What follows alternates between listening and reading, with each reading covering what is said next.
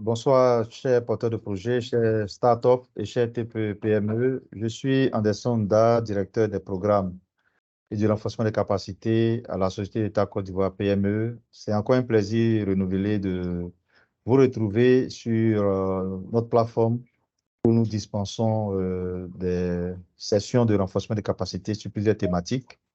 Et aujourd'hui, nous parlerons d'écosystème du financement de l'entrepreneuriat numérique en Côte d'Ivoire, les défis et les opportunités 2023. Et avant toute chose, nous tenons au nom du DG de Côte d'Ivoire PME, M. Salimou Bamba, à vous souhaiter la cordiale bienvenue à cette session qui se déroule bien sûr en ligne et qui est encore une fois de plus prisée par les internautes que vous êtes, les entrepreneurs que vous êtes. Et Côte d'Ivoire PME est une filiale du guichet unique du développement des entreprises de Côte d'Ivoire, le GUID PME, qui a en son sein deux filiales, la filiale d'accompagnement technique pilotée par Côte d'Ivoire PME et la filiale de garantie à travers la société de garantie des crédits aux PME. On parlera de financement aujourd'hui, on parlera d'entrepreneuriat numérique. Nous savons tous très bien que nous sommes à l'ère de la transformation numérique des entreprises à travers les technologies innovantes. Et il y a beaucoup d'avantages à procéder ou à passer par la transformation numérique, notamment la gestion, une meilleure gestion de l'expérience client et l'atteinte des clients en masse, à moindre coût d'ailleurs, et l'optimisation de la gestion des ressources, des processus, des workflows. Et aujourd'hui, c'est une activité ou une innovation qui s'impose à toutes les entreprises existantes et à même ceux qui veulent entreprendre. Alors, nous parlerons d'entrepreneuriat numérique avec deux experts, deux speakers, dont un Ivoirien et, je dirais, un Canadien. Nous avons M. Gérard Conan, qui est fondateur et PDG de Agili, et M. Octave Niamier, qui est professeur adjoint chez Polytech Montréal, spécialiste d'entrepreneuriat technologique. Il est lui-même ivoirien, mais il vit désormais au Canada. Alors, Gérard et Octave, est-ce que vous m'entendez? Oui. Voilà. OK, parfait. Donc, nous sommes très heureux de vous avoir et la Direction générale du Côte d'Ivoire PME, dirigée par M. Salmo Bamba, le directeur général, vous réitère vraiment ses remerciements d'avoir accepté de préparer avec nous ce webinaire et de confirmer par votre présence l'importance que vous accordez et l'intérêt que vous accordez au soutien aux activités de Côte d'Ivoire PME et à l'accompagnement à apporter aux entrepreneurs. Alors, nous avons plusieurs personnes déjà en ligne. N'allons pas trop tarder avant de vous laisser la parole. Mais avant, j'aimerais demander à Marie-Noël de nous donner un peu les grandes lignes sur le contenu de notre session de cet après-midi. Marie-Noël, s'il te plaît. D'accord. Merci beaucoup, Monsieur Anderson. Donc, bonsoir encore une fois à tout le monde et bienvenue sur notre plateforme pour ce webinaire. Je suis Marie-Noël Amalamon, chef de division marketing, communication et commercialisation des services chez Côte d'Ivoire PME. Et donc, pour ce webinaire, je vous donne l'information selon laquelle déjà ce webinaire est enregistré. Donc, après cette session, vous aurez ce webinaire sur nos différentes plateformes et sur notre chaîne YouTube. Donc, vous pourrez après revisionner ce webinaire si vous avez loupé le début ou vous avez manqué une partie. Donc, M. Anderson a fait la présentation des différents intervenants. Moi, je vais laisser la parole à M. Gérard, qui sera le premier intervenant sur ce webinaire. Ensuite, nous aurons M. Octave. Et après les différentes interventions, nous aurons les questions. Donc, nous allons prendre les séries de questions. Donc, pour vos questions, chers participants, vous pourrez lever simplement la main et ensuite nous vous interrogerons pour poser vos questions et les différents intervenants vous apporteront les réponses. Vous avez également la possibilité de poser vos questions dans le chat. Nous allons relever ces questions-là et les poser aux intervenants.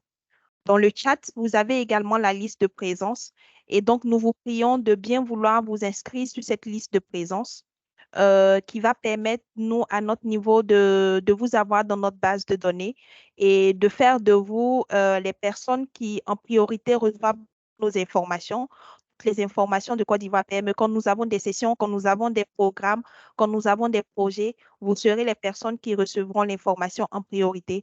Donc, il est important que vous puissiez vous inscrire sur cette liste de présence. Et pour les personnes aussi qui ne le savent pas, Côte d'Ivoire PME a beaucoup de canaux sociaux, de réseaux sociaux. Donc, nous avons YouTube, nous avons LinkedIn, nous avons Facebook, nous avons Instagram, nous avons Twitter, nous avons voilà, notre site Internet. Donc, je vous invite à vous abonner à ces différentes pages pour avoir toutes les informations. Donc, Monsieur Gérard, Oui, sans aucune transition, je vais vous passer la parole pour votre présentation. Merci. ok. Juste m'assurer que vous m'entendez bien. Oui, nous vous Marie-Noël. entendons très Gérard, bien. oui, Gérard, D'accord, oui, on super. t'entend très bien. Ok, Voilà. d'accord. Donc, on va y aller comme je n'ai que 15 minutes, ce qui est très peu. Et on va essayer d'être concis. Euh, donc, le sujet dont on va parler aujourd'hui pour tout le monde, et j'ai la lourde responsabilité de démarrer avant M. Niamier, c'est de parler de l'écosystème du financement de l'entrepreneuriat numérique en Côte d'Ivoire. Donc, parler également des défis et des opportunités. C'est un sujet très vaste, mais je me suis efforcé d'être concis, surtout que Octave doit intervenir juste après moi pour parler du volet international du point. Donc, moi, je vais me focaliser sur la Côte d'Ivoire avec vraiment une seule slide et qui va déboucher sur une seconde après. Donc, je vais passer quasiment 10 minutes sur ces slides à essayer de la commenter.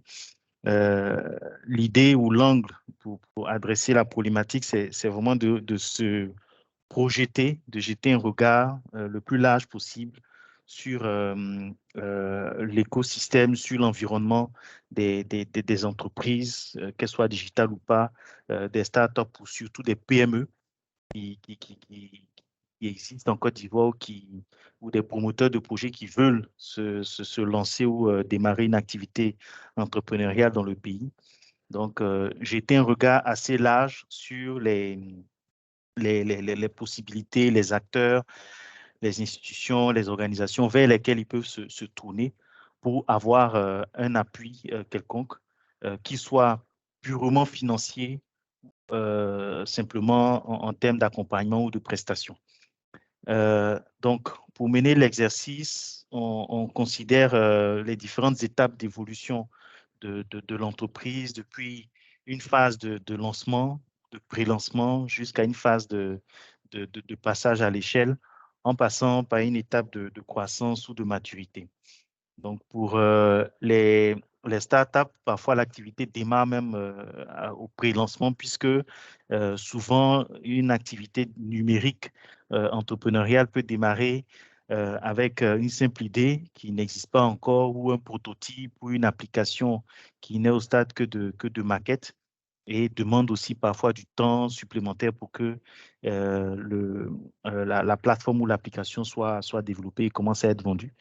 Il y a également une phase pour les startups de pré-lancement liée à comment dire, imperfection du modèle d'affaires. Donc, il peut prendre également du temps pour être structuré avant d'être lancé. Et donc, c'est tout cet élément-là que j'ai résumé dans la phase de lancement. Ensuite, la phase de croissance où l'organisation commence à être un peu plus structurée, le modèle est clair, les premiers clients sont là, les ventes ont commencé et l'entreprise cherche justement à augmenter ses ventes, à vendre un peu plus au fur et à mesure. Ensuite, une phase de maturité où l'on considère qu'on sort de cette zone d'incertitude.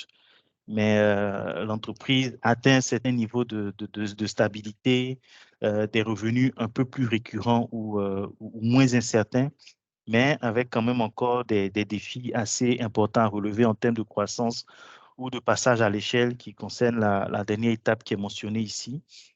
Il fait référence au moment où l'entrepreneur, qu'il soit PME ou start-up, veut maintenant développer son activité à une plus grande échelle en changeant par exemple de marché, passer d'un pays à un continent, passer d'un continent au monde entier, d'une ville à tout un pays, ou d'un premier produit à une catégorie de produits plus étendue.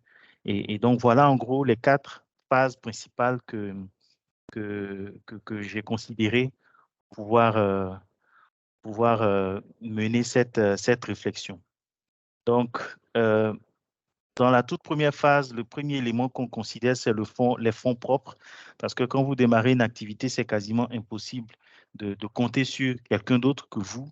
On peut compléter, on va dire, vos propres épargnes avec l'aide que vos amis ou vos parents ou votre famille peuvent vous apporter, ce qu'on appelle dans le jargon le love money. Donc, il y a également une source de financement qu'il ne faut pas ignorer, qui est souvent très importante et qui aide, je pense, 95% des entreprises qui démarrent à commencer leur activité. Ensuite, on a la phase enfin, une autre catégorie, on va dire, de sources de financement qui sont les concours d'innovation, les hackathons ou des accélérateurs qui sont mis en place par des institutions privées. Donc, je parle d'entreprises normales dont l'activité principale n'est pas, on va dire, l'accompagnement des startups ou des PME, mais qui, dans le cadre de fondations ou de leur programme de RSE, mettent en place des mécanismes pour pouvoir accompagner les entreprises. Et donc, une fois que l'entreprise a démarré, c'est une des premières sources qui peut être intéressante à explorer. Donc, j'ai mis quelques exemples pour la Côte d'Ivoire, MTN, Startup, Orange Fab, le concours d'entrepreneuriat social d'Orange, RFI qui fait également un hackathon chaque année pour les développeurs d'applications. Total également a un programme de ce type. EcoBank, la CIE qui est un programme d'innovation sous forme d'hackathon également et un nouveau programme récent qui s'appelle PME Rise qui a été lancé par Kaizen. Donc, ceux-là vont accompagner l'entreprise parfois avec du service pour les aider à structurer, mais également des apports en nature, comme disposer d'un local, disposer d'un bureau, hein, donc pour faire des économies de certaines charges dont l'entreprise peut se passer. Et dans certains cas, peut également accompagner avec du financement ou de l'aide pour aller lever des financements additionnels auprès de banques. Voilà. Le niveau suivant, ce sont les concours et accélérateurs qui, eux, sont portés par des institutions étatiques. Donc, je parle notamment de la CGCI, Business Plan Compétition, le Fonds de la jeunesse numérique, le FJN, qui lance également un concours chaque année avec on va dire, un accompagnement ou une accélération à la clé et parfois un peu de financement. Des programmes que Côte d'Ivoire PME également même lance avec notamment Invest for Job et le fonds pour le soutien aux PME qui est en cours de relancement. Il y a également le programme Pépite que le gouvernement avait lancé avec le bureau du Premier ministre il y a déjà quelques mois de cela, qui vise à aider les PME à atteindre un certain niveau de maturité pour en faire des champions nationaux. Donc, voilà le troisième bloc, on va dire, de solutions.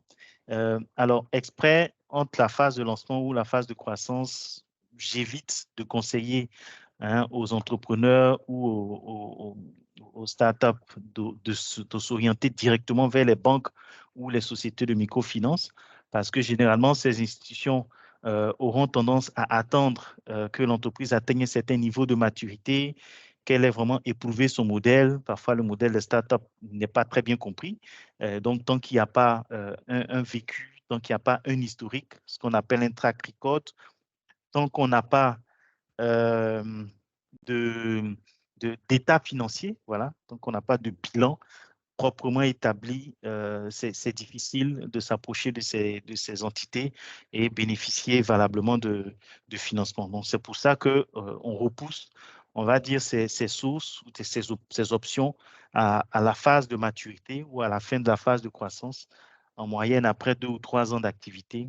Et donc, certaines banques vont être en mesure d'accompagner l'entreprise avec du financement sous forme de crédit bancaire, de prêts à court et moyen terme, de financement du fonds de roulement, de financement de certains investissements, donc des crédits d'investissement ou simplement des couverts bancaires ou toute forme de concours bancaire classique, avant sur bon de commande. Voilà, donc voilà en gros l'étape à partir de laquelle on peut se rapprocher de banques ou d'institutions de microfinance pour bénéficier d'un accompagnement ou d'un financement. Et le dernier bloc, c'est les fonds d'investissement qui, eux, interviennent.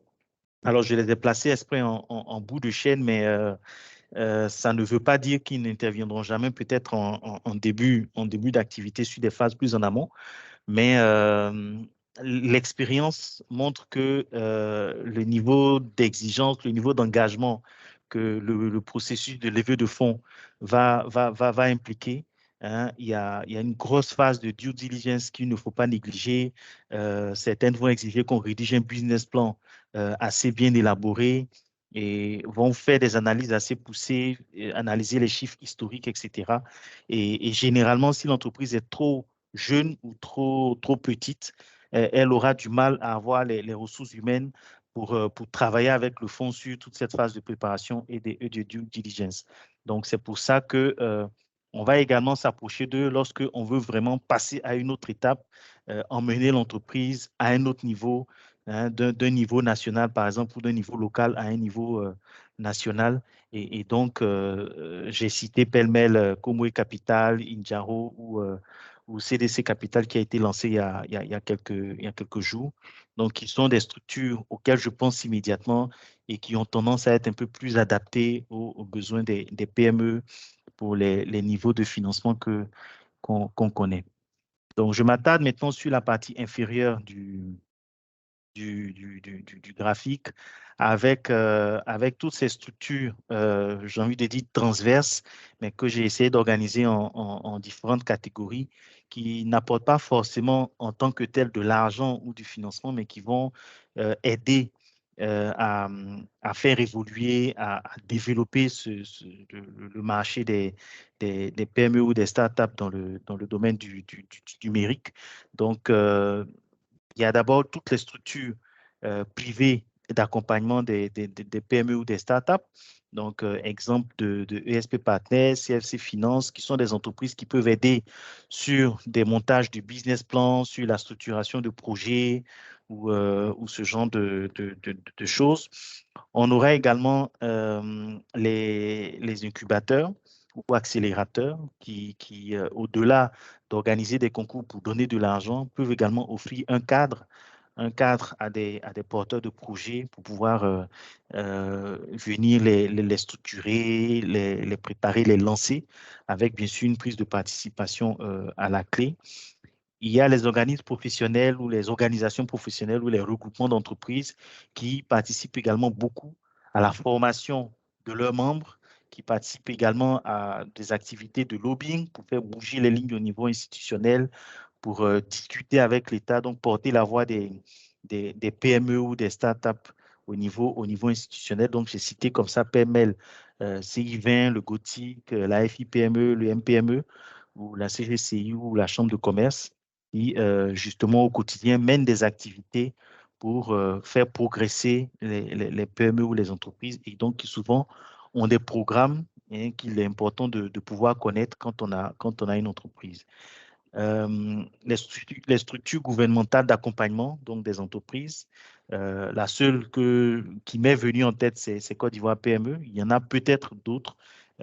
Anderson a parlé du fonds de garantie donc, que je n'avais pas mentionné, donc qui pourrait être ajouté ici.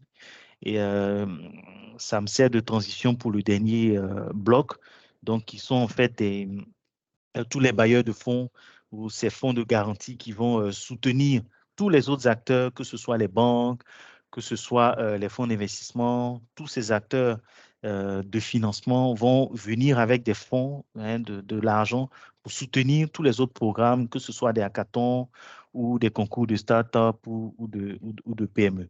Donc, ils ont également un grand rôle à jouer, une sorte de rôle de moteur pour pouvoir stimuler tout l'écosystème et faire en sorte que le secteur des startups et des PME numériques puissent progresser et se développer. Donc, voilà pour cette première partie. J'espère que je n'ai pas été trop rapide et que mon rythme vous a permis de suivre et de comprendre cet ensemble. Donc, ce n'est pas exhaustif. Et l'idée, c'est d'avoir une idée assez complète des possibilités qui existent et donc des opportunités que vous avez pour pouvoir obtenir soit de l'accompagnement, soit du financement pour pouvoir démarrer et développer vos PME et vos startups. Alors, le deuxième volet de la thématique, c'est défis, opportunités. Donc, bon, honnêtement, j'avais pas grand-chose à partager sur ça, mais j'ai écrit ces quelques lignes que vous voyez à l'écran. Au niveau des défis, c'est également un vécu personnel en tant qu'entrepreneur qui est traduit ici. On assiste à une rareté, parfois une instabilité des ressources humaines. C'est un phénomène qui a beaucoup et souvent été décrié par les PME numériques ou les startups, c'est-à-dire qu'elles ont tendance à jouer le rôle de centre de formation ou de préparation pour des entreprises plus grandes qui ont des noms, qui ont pignon sur rue et qui ont plus de moyens. Et donc, on assiste à un phénomène très récurrent de jeunes qui commencent des stages ou qui passent un peu de temps dans ces entreprises qui démarrent et puis qui, au bout d'un an, à peine après avoir été formés par ces dernières, décident de partir pour faire bénéficier de leur expertise ou aller vendre leur expertise à des entreprises plus grandes qui n'ont aucunement participé à la formation. Et ça aggrave justement ce phénomène de rareté des compétences dans le domaine du numérique dans le pays. Il y a également l'immigration, hein, il y a notre ami Octave du Canada, qui est la première destination pour les jeunes qui vont justement dans ces pays-là. Sur les 2 dernières années, on a vraiment remarqué une grosse vague de départ de jeunes compétents, de jeunes diplômés vers la France, le Canada, le Maroc. Et la vague n'est pas prête forcément de s'arrêter. Donc, c'est un problème. On n'a pas la prétention d'avoir la solution, mais c'est un défi auquel il faut faire face, auquel il faut tous réfléchir pour apporter des solutions. Je mentionne l'accès au financement, qui est peut-être de moins en moins grave avec tous les programmes qu'on observe aujourd'hui, mais qui reste quand même une réalité, parce qu'on a beau avoir les fonds, il faut trouver les moyens de se préparer pour les avoir. Il faut travailler sur des documents, sur l'organisation interne, etc. Et ce n'est pas toujours gagné. Et donc, parfois, c'est un peu toujours difficile d'obtenir du financement. Souvent, on exige des garanties auprès des banques que les gens n'ont pas non plus. Et on a beaucoup entendu parler des fonds de garantie qui sont mis à disposition. Mais je dois avouer que souvent, c'est compliqué de savoir comment est-ce que ces garanties peuvent jouer et faciliter l'obtention d'un crédit à une PME. Donc, ça reste un défi. Le dernier point sur les défis, c'est la pression fiscale. Je me réfère on va dire, au passé, hein. Cette année ou les 2 dernières années, je ne sais pas si le phénomène a évolué, mais de ce que j'entends, beaucoup d'entreprises qui démarrent ont de gros soucis avec la fiscalité, hein. Ce n'est pas forcément toujours la responsabilité de l'administration fiscale.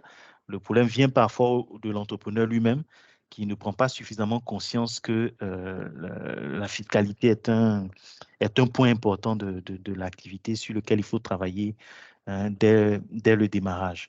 Voilà, donc ça également, c'est un écueil sur lequel il faut travailler. Les opportunités, donc on va terminer sur des notes positives. En tout cas, moi, je suis très optimiste avec quelques bonnes nouvelles qui sont tombées il y a quelques semaines, quelques mois.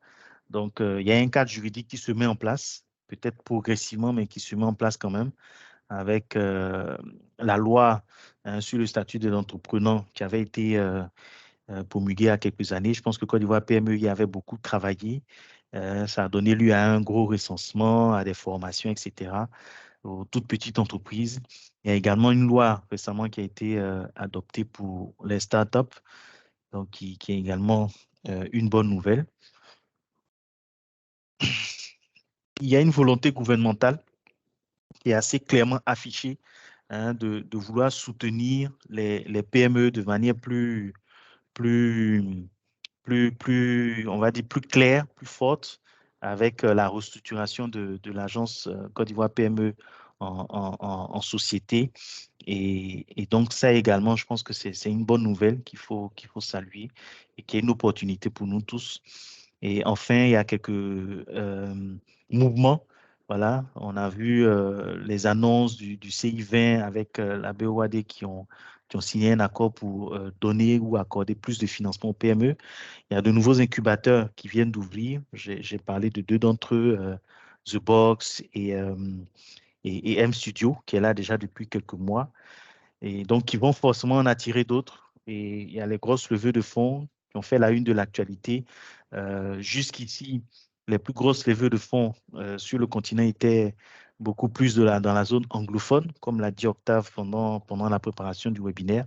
Mais on a été très fiers de voir des entreprises locales ivoiriennes bénéficier de financements très intéressants dans le style de ce qu'on voyait au Nigeria ou au Kenya. Donc, Sinetpay et Jamo. Et donc, nous pensons que ça également, ça va ouvrir la voie à d'autres, on va dire, levées aussi significatives. Et donc, je termine là sur cette bonne nouvelle. Et donc, je vais passer la main à Marie-Noël pour la modération. Merci. Okay. Merci beaucoup, Monsieur Gérard. Merci beaucoup pour votre présentation qui, je pense, a été vraiment claire et précise. Donc, on va passer la parole à Monsieur Octave pour sa présentation et par la suite, on va prendre les questions. Monsieur Octave, c'est à vous. Ok, merci beaucoup. Merci pour cette opportunité. Et merci à Gérard qui a mis la table, qui a déjà tout dit. Donc, je vais juste partager avec vous la diapo que j'ai préparée, mais que je n'aurai pas l'opportunité de tout passer à cause du temps qui m'est donné. Donc, voilà. Est-ce que vous voyez mon écran? Oui, on le Oui, voit. nous voyons parfaitement. Oui. Allez-y. Ok, c'est parfait, c'est parfait. Donc, mon but également, c'est de continuer ce que Gérard a commencé. Il a bien présenté comment le financement se met en place avec le cycle de vie des différents projets. L'élément sur lequel j'aimerais revenir pour commencer, c'est d'abord la nature de l'entreprise digitale. Et donc, quand on parle d'une entreprise digitale, il n'y a en général pas d'éléments tangibles que nous pouvons toucher. Et donc, ce qui fait que ça apporte un autre défi aux entreprises qui se lancent dans ce domaine-là. Et quand on a un grand bâtiment et que nous allons emprunter, la banque va souvent évaluer ce bâtiment et demander une garantie pour nous permettre d'avoir accès à ce financement parce que c'est couvert par cette garantie. Mais quand on est en digital, il n'y a pas d'éléments tangibles. Et souvent, certains vont dire que, bon, on va mettre notre propriété intellectuelle comme garantie, mais il faut que la propriété intellectuelle soit très, très solide. Sinon, bon, ils vont dire non, que ça n'a aucune valeur. Donc, ce qui fait que c'est très complexe et ça fait que cette qualité ou ces caractéristiques va déterminer un peu les types de financement que nous pouvons aller chercher quand on est une entreprise digitale. Donc, ce n'est pas comme les formes d'entreprise classiques, mais nous avons un modèle d'affaires un peu particulier.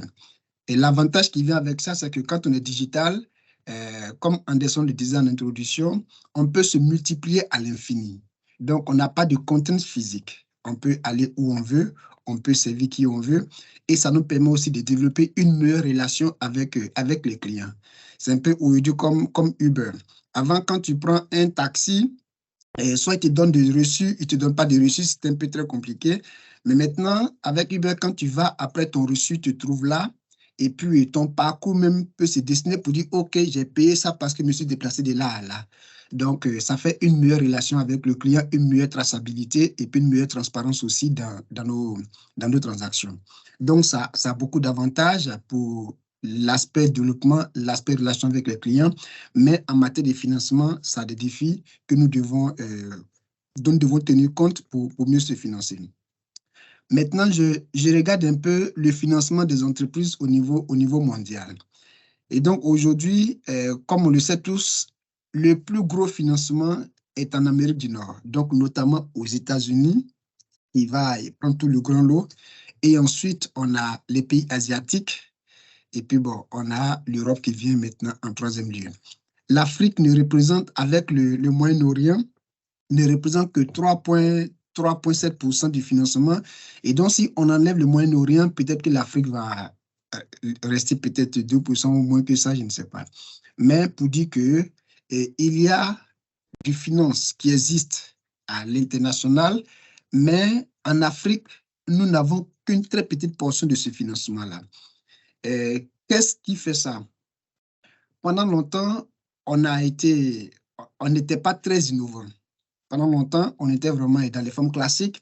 Donc, le cycle de vie des projets, les choses se faisaient en Europe ou ce n'est pas aux États-Unis. Ensuite, quand c'était maintenant très maîtrisé et plus vieux, ça venait chez nous en Afrique. Donc, c'est ce développement, ce modèle qu'on avait. Mais aujourd'hui, avec la jeune génération, on développe aussi des choses innovantes et on recherche du financement aussi, comme tout le monde. Et donc, c'est intéressant pour nous d'avoir conscience que quand on est digital, notre modèle n'a pas de frontières géographiques. Et donc, comme on n'a pas de frontières géographiques, notre modèle de financement aussi peut être international. Donc, on n'est pas obligé de se limiter au marché local, mais on peut aller vraiment à l'international. Et donc, il y a quelques entreprises ivoiriennes, effectivement, qui sont allées à l'international et qui ont pu lever de bons financements. Ça reste quand même très, très rare, mais c'est un bon début. Donc, il faudrait aller à l'international. Et donc, ce qui fait que tout ce qui se passe à l'international aussi va nous affecter. Et donc, aujourd'hui, quand on est en mode digital, la principale source de financement aujourd'hui, c'est ce qu'on appelle le capital de risque. Cette année, il y a eu un événement aux États-Unis et il y a une grosse banque des entrepreneurs qui a fait faillite. Et donc, ça fait que le capital à l'international était devenu moins disponible et les gens ont commencé également à investir moins. Donc, ces temps-ci, comme ils le disent, sur le marché international, on a plus de difficultés qu'auparavant parce que, bon, il y a quand même certaine méfiance qui s'est installée. Donc, ces éléments qui se passent à l'international, quand on est digital, il faut s'intéresser à ces choses-là. Donc, ne pas seulement rester focusé sur notre marché local, mais il faut s'ouvrir à l'international pour voir un peu ce qui se passe. Et donc, quels sont les domaines dans lesquels les entrepreneurs aujourd'hui lancent des choses qui vont intéresser les financiers au niveau international? Bon, il y a tout ce qui est les logiciels et tout ça, dont ça intéresse les personnes avec la gestion des données. Donc, ça, c'est des éléments qui intéressent les gens. Et il y a aussi dans le domaine de la santé. Il y a beaucoup d'entreprises digitales qui se lancent dans le domaine de la santé. Donc, pour créer une meilleure relation avec les clients, un meilleur suivi des patients. Donc, tous ces éléments commencent à avoir de l'ampleur au plan international.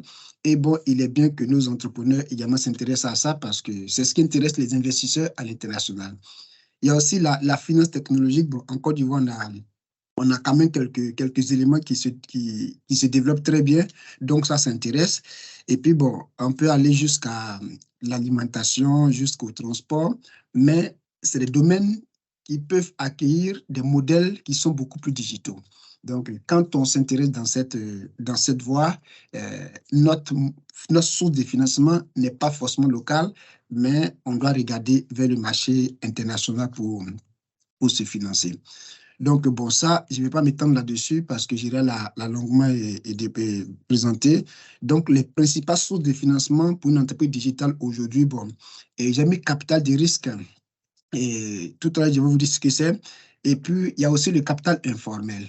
Donc, le capital informel, c'est ce que j'ai représenté comme étant le love money. Donc, c'est des personnes qui vont vous apporter du financement pour vous aider dans votre projet. Et donc, on ne néglige pas le capital informel. Bon, il y a les subventions du gouvernement chez nous ici. Quand une entreprise commence son démarrage, les premières sources qui lui sont facilement accessibles, c'est les subventions du gouvernement. Donc, les entreprises ont souvent accès à ça pour leur permettre de se développer. Et donc, souvent, ce qu'on leur recommande, c'est de faire, on dit, faire l'effet de levier. Donc, tu vas chercher des subventions. Ensuite, quand quelqu'un te dit, bon, moi, je t'envoie du financement, mais il faudrait que tu apportes un apport personnel, ben, ils ont déjà quand même des choses sur lesquelles ils peuvent jouer. Donc, ils prennent un peu de subventions et suite à cela, ils vont trouver d'autres sources de financement pour pouvoir se développer. Ils ne se focalisent pas sur une seule source de financement. Mais les entrepreneurs ici aiment faire ce qu'on appelle l'effet de levier. Mais c'est lié également à notre environnement qui se prête à ce type de montage. Donc, on a les dettes aussi, mais les dettes en général, dans certains contextes, bon, chez nous ici, les banques, il y a certaines formes de structures de financement qui sont prêtes à donner de la dette aux entreprises qui démarrent.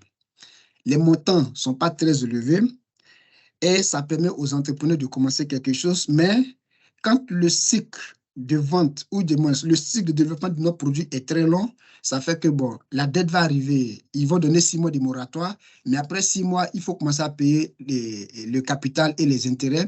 Donc, quand on sent que nos revenus vont venir très loin dans le cycle, souvent la dette, ça peut être un peu difficile pour les entreprises. Donc, il y a aussi les incubateurs et accélérateurs d'entreprises, et puis bon, les concours, comme on a dit tout à l'heure. Donc, ça, c'est les sources de financement qui s'appliquent bien aux entreprises digitales, parce que le modèle se fit bien dans ces domaines-là, mais encore, il faudrait sortir de notre marché local et regarder à l'international qu'est-ce qui se passe réellement et avec ces éléments. Donc, bon, ici, je vais mettre l'accent sur un seul élément ici, c'est que quand on est une entreprise digitale, si on veut vraiment se développer, les banques ne sont pas souvent outillées pour nous accompagner parce qu'on n'a pas d'informations historiques pour leur dire que bon, on a été bon pendant les 3 dernières années. On n'a rien sur les 3 dernières années qui montre qu'on a été rentable. Donc, du coup, on va recourir à une autre forme de financement qu'on appelle souvent le capital de risque. Et c'est des institutions ou des individus qui apportent du financement dans votre entreprise, mais qui, en échange, vont prendre des participations. Et donc, comment ça évolue? Dans mon schéma ici, vous allez voir que quand des personnes ont commencé, peut-être qu'ils étaient 2, peut-être qu'ils avaient 50%, 50%. C'est juste un exemple. Et moi, je recommande rarement aux entrepreneurs, quand ils sont 2, de faire 50%, 50%. C'est très dangereux. Donc, mais on va prendre cet exemple-là. Ensuite, on arrive quelque part, on dit, bon, on a besoin d'argent, on va faire entrer des amis dans le capital. Vous allez voir que d'autres personnes sont rentrées, ils sont passés de 50% à 37%, 37% et 50%. Et ainsi de suite, ils se disent, bon, on a encore besoin d'argent, on va faire entrer peut-être un investisseur en capital de risque. Donc, l'investisseur rentre, il apporte du fonds, mais leur participation va passer maintenant à 31%, 31%. Ensuite, l'entreprise commence à se développer. Ils disent qu'on passe à la série A et puis bon, ils vont lever encore plus de fonds. Vous allez voir que les participations vont tomber à 19%. Et l'autre maintenant qui rentre, il est à 33%. Ensuite, ça va évoluer. Ils vont dire, bon, on est maintenant très grand, on va faire appel public à l'épargne. On va faire entrer de nouvelles personnes avec de l'argent frais. Mais vous allez voir que la participation passe maintenant à 17%, 17%,6%. Ils ont commencé à 50%, ils finissent à 17%. Et comment est-ce qu'on appelle cela? On appelle cela la dilution. Donc, leur participation est en train de baisser quand ils font appel au capital de risque. Voici la principale limite de ce financement que la plupart des entrepreneurs parfois vont redouter. Ils vont dire, bon, je n'ai pas envie de perdre le contrôle sur mon entreprise. Mais très souvent, arrivé là, ce n'est pas parce que tu as 17% que tu perds le contrôle. Ils vont faire ce qu'on appelle des contrats. Des contrats qui vont structurer le capital pour dire bon, que tel type d'action n'a pas droit de vote, tel a des droits de vote. Ils vont faire beaucoup de mécanismes pour que les entreprises gardent le contrôle. Donc, c'est pourquoi les montants sont très élevés, c'est très complexe et c'est pour cette raison qu'on joue également avec des avocats qui ont fait ce type de montage-là. Donc, quand on est une entreprise digitale, il faudrait garder cela à l'esprit que le capital des risques, si on veut vraiment se développer, est une voie qui est à prendre en considération. Maintenant, comment ça fonctionne, ils vont vous examiner, ils vont faire ce qu'ils appellent une vérification diligente et si tout marche bien, ils vont vous financer. Et vous ne remboursez pas cet argent, mais en échange, ils auront une prise de participation dans votre entreprise comme je l'ai montré précédemment. Donc, voici rapidement, comme on a dit, je vous encourage à regarder également à l'international. Donc, Y Combinator, c'est le plus gros accélérateur au monde aujourd'hui. Donc, les trois grands, on a Y Combinator, on a aussi également, on a Techstars, on a bien d'autres choses. Et donc, c'est des accélérateurs qui non seulement apportent un peu d'argent aux entreprises, mais c'est une vitrine pour avoir une visibilité, j'allais dire, globale.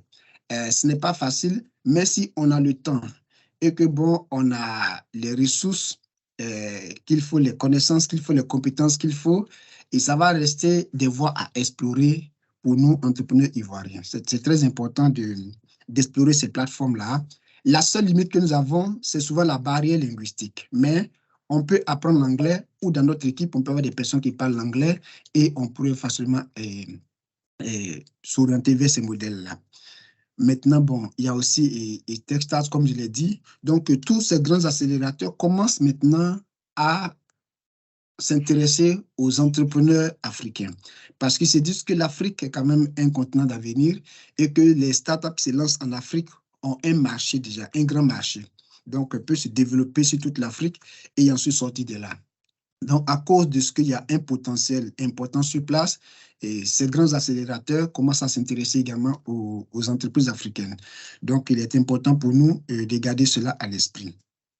Maintenant, autre chose, c'est que ici récemment, notre gouvernement ici s'est dit que les entreprises se plaignent beaucoup parce qu'il n'y a pas de financement. Ils n'ont pas facilement accès au financement. Vous voyez, donc, avec tout ce que je viens de vous dire, il y a les entrepreneurs continuent de dire que non, notre principal problème, c'est le financement. Donc, il y a une structure qui m'a confié cette étude-là, et donc, je l'ai menée et j'ai interrogé les incubateurs, les accélérateurs, les investisseurs en capital de risque et tout cela qui sont importants dans notre écosystème ici au Québec. Et ce qui me disait tout, c'est que bon, ces entrepreneurs viennent, on a du capital, on a beaucoup d'argent et ils viennent avec des projets qui ne fitent pas dans ce que nous voulons. Ça veut dire quoi? Et le mot qui me ressortait très souvent, c'est que les entrepreneurs n'ont pas le bon mindset. C'est-à-dire, quand ils viennent, ils ne voient pas dans la structure du projet qu'ils ont une vision de croissance. Et donc, il disait que les capitaux qui sont destinés à l'innovation sont, en fait, le capital destiné à l'innovation sont des capitaux qui vont soutenir les entreprises qui ont une vision de croissance. Donc, si vous n'avez pas la vision de croissance, d'après ce qu'il me disait, ils vont dire, bon, prends ton temps, fais tes 2 ans, tes 3 ans, toi, ton bilan, va voir la banque. Mais si tu as une vision de croissance, alors tu pourrais bien structurer ton affaire et t'adresser à ces structures qui apportent du financement à des structures qui sont innovantes. Donc, il disait que le mindset des entrepreneurs, la plupart souvent, ne correspondait pas à ce qu'ils recherchaient. Et donc, en tant qu'entrepreneur, quand on commence une entreprise, il va falloir définir cet aspect au commencement. Est-ce que moi, je veux avoir une entreprise qui se limite à Abidjan ou est-ce que je veux avoir une entreprise qui va aller au Mali, au Burkina Faso jusqu'au Nigeria? Ils disent qu'en général, ça se définit au lancement de l'entreprise. Les études ont montré que les grosses entreprises que nous voyons aujourd'hui, comme les Uber et autres, ne sont pas nées petites et puis elles ont grandi. Elles sont nées avec un mindset que nous allons grandir. Donc, très souvent, les gens vont regarder à cet élément pour voir quel est le mindset ou l'état d'esprit de l'entrepreneur quand il lance son projet digital. Est-ce qu'il vise vraiment tout le potentiel de la digitalisation ou est-ce que, bon, il est juste là sans vision? Donc, c'est les éléments qui sont très importants. Et puis, bon, l'autre chose que j'allais dire avant de terminer, c'est qu'il y a des structures qui vont soutenir. Donc, il est bon de regarder vraiment sur les plateformes internationales et Africa Tech Ventures. Donc, pour regarder un peu quelles sont les opportunités pour nous. Il y a aussi, ici, c'est United States African Development Foundation. Donc, c'est un organisme américain qui va soutenir les entreprises sur le continent. Donc, bien d'explorer ces choses-là et voir quels sont les éléments qui sont ici. Donc, ne pas rester dans notre coin, mais aller vraiment à la recherche de l'information. Et puis, vous avez ici ce site qu'on appelle Strictly VC. Donc, si vous abonnez à leur newsletter ici, et chaque fois qu'il y a des financements, vous allez avoir l'information. Et qu'est-ce que cela donne? Ça vous permet de voir qui finance quoi, qui finance quoi. Et donc, quand on est dans le même domaine, alors facilement, on parle à ces investisseurs pour dire, bon, j'ai un projet, et puis bon, voilà. Donc, ça fait partie des choses à regarder. Et puis ici, bon, j'ai ici la liste de quelques personnes qui interviennent encore sur l'Afrique et qui peuvent soutenir des entrepreneurs en Afrique. Donc, il y a beaucoup d'opportunités qui existent à l'international, mais il faudrait avoir, comme ils le disent, le mindset qui va fitter dans le modèle et il faudrait avoir aussi cette ouverture d'esprit pour aller vers ces sources. Donc, voici rapidement ce que j'avais à partager. J'ai juste arrêté mon partage d'écran. En tout cas, merci beaucoup, M. Octave, pour votre présentation, pour votre brillante présentation, pour tous ces liens, pour tous ces tips. Je vais passer la parole à M. Anderson pour quelques mots avant les questions. Merci, Marie-Noël. Merci, Gérard et Octave, pour vos brillantes présentations respectives. Je note que le sujet est assez important et vos exposés nous permettent de comprendre les différents enjeux auxquels sont confrontés les entrepreneurs dans le domaine technologique et dans le domaine du numérique. Alors, j'aimerais avant qu'on ne passe la parole aux participants, demander d'abord à Gérard de nous expliquer un peu ce que c'est que Agili, d'où lui est venue l'idée de créer Agili, et durant son parcours, à quelle réalité en matière donc de croissance ou de développement de son business, comment est-ce qu'il a dû procéder face aux défis, aux opportunités auxquelles il faisait face lors de son parcours. Gérard, s'il te plaît. D'accord. Merci Anderson pour l'opportunité que tu me donnes. Pour faire très simple, Agili est un fournisseur de solutions informatiques, voilà, et qui se positionne aujourd'hui beaucoup plus comme un fournisseur de services managés. C'est souvent important d'expliquer la nuance. Quand on vous vend une solution informatique traditionnellement, en général, vous n'êtes pas forcément accompagné au quotidien. Donc, on vous installe le produit et puis, ça y est, on vous dit au revoir. Et on vous reparle plus tard. Agili propose des solutions qui sont essentiellement basées sur le cloud et qui nous donnent la possibilité d'accompagner notre client tout au long de son cycle d'utilisation du produit. Donc, depuis le premier jour jusqu'au dernier jour, il va s'en servir. Nous sommes à ses côtés. Nous l'aidons à utiliser la solution ou à la sécuriser. Donc, c'est ça l'approche du service manager. Donc, on va être capable de fournir ce genre de solution pour du cloud en termes de messagerie, de collaboration, pour du cloud, pour faire de l'infrastructure, donc héberger des serveurs, héberger des applications ou des sites, sauvegarder des données, créer des sites de reprise d'activité sur le cloud, et puis intégrer le cloud avec les systèmes qui sont sur les sites des entreprises. Ça, c'est pour la partie cloud. Ensuite, pour la partie sécurité, on va pouvoir fournir tout un ensemble de solutions de sécurité basées sur le cloud et qui font l'objet d'un accompagnement quotidien pour la sécurité des postes de travail, la sécurité du réseau, la sécurité des mobiles, la sécurité tout court, voilà, sur tous les aspects sur lesquels l'entreprise a besoin d'être protégée. Et donc, voilà en gros ce que Agili propose avec bien sûr des services comme de la formation, du conseil pour optimiser les ressources cloud que le client utilise, des conseils pour baisser ses coûts ou simplement gérer ses infrastructures cloud pour lui. Voilà, donc voilà un peu ce que Agili fait. J'ai peut-être une slide que je vais juste montrer pendant que je commente ensuite sur ta deuxième question. Concernant ta deuxième question, alors Agili est né en 2015. On a commencé à travailler effectivement en 2016 et aujourd'hui 2023, ça fait combien d'années? 7 ans. 7 ans. Donc nous sommes dans notre 7e année. Voilà. Et on va dire en réalité, c'est la 6e année puisqu'on a véritablement commencé en 2016. Et on a procédé exactement comme ce que j'ai décrit dans le schéma du webinaire tout à l'heure, en commençant au début avec du financement, on va dire, informel, donc du capital informel.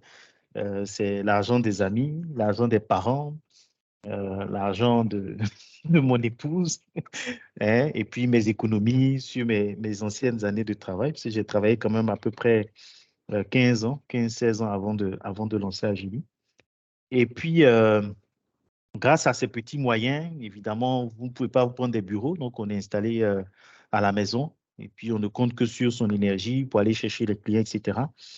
Et au fur et à mesure que les premiers clients arrivent, on commence maintenant à avoir la possibilité de s'approcher de banques pour pouvoir avoir des facilités. Donc, les premières facilités, c'est ce qu'on appelle des avances sur bon de commande. Donc, quand un client vous passe une commande, vous allez voir la banque qui vous prête un peu d'argent. Et quand vous finissez de recevoir l'argent du client, la banque se rembourse. Ça a été, on va dire, le premier élément dont on a bénéficié sur la 2e ou 3e année. Et puis, après, on est capable maintenant d'aller demander à des banques des crédits plus longs.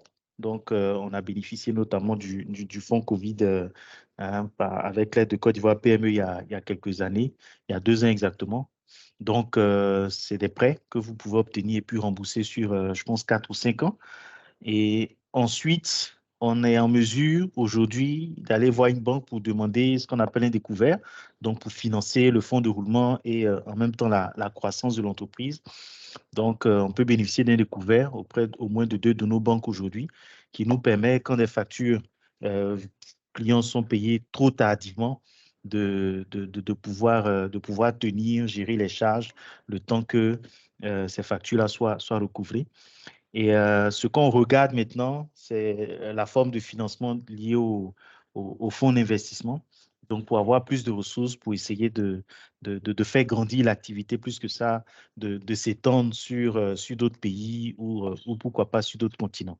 Donc, voilà en gros comment ce que j'ai décrit s'applique véritablement à ce que nous avons essayé de faire.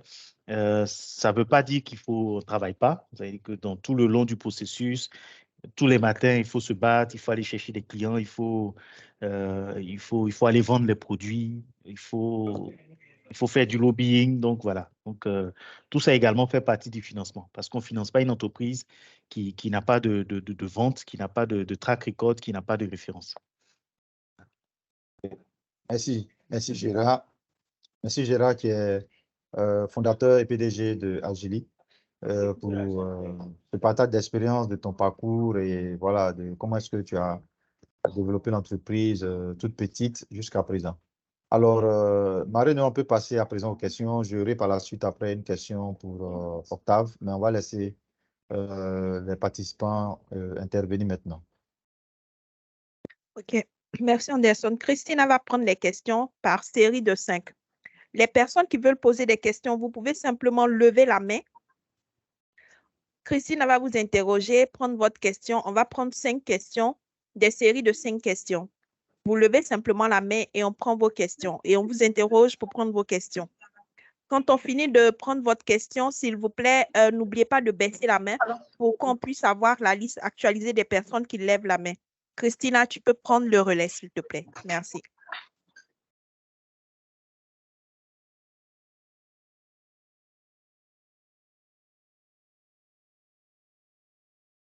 Christina, tu peux prendre le relais. Alors, est-ce que monsieur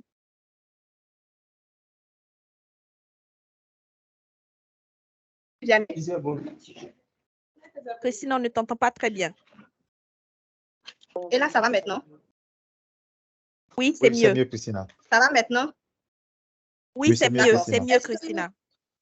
D'accord. Est-ce que Madame Estelle peut poser sa question? Vous avez parlé de la vision de croissance. J'aimerais savoir, il s'agit de quoi exactement quand on parle de vision de croissance?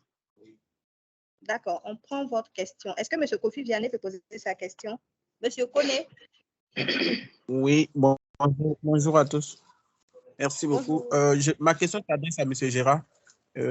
Lorsqu'il a affirmé qu'il n'avait pas de siège, il faisait tout à la maison, alors que dans le processus de création d'une entreprise, généralement, dans la documentation, on nous demande d'avoir un siège. Comment il a géré ce côté-là? Bon, en tout cas, du point de vue juridique, ou bien avec ceux qui doivent lui donner l'autorisation pour avoir l'entreprise. Merci. D'accord. Bonjour à tout le monde. Oui, bonjour à tout le monde.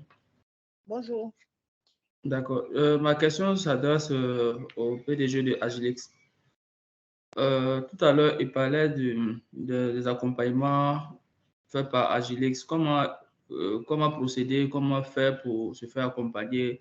Je ne sais pas s'il y a des packages qu'il propose aux gens pour l'accompagnement, tout et tout. Maintenant, à côté de ça, il y a le second intervenant, j'ai oublié de mentionner son nom. Il a parlé du mindset. En fait, il disait que le fait de vouloir exporter son affaire doit commencer depuis la base.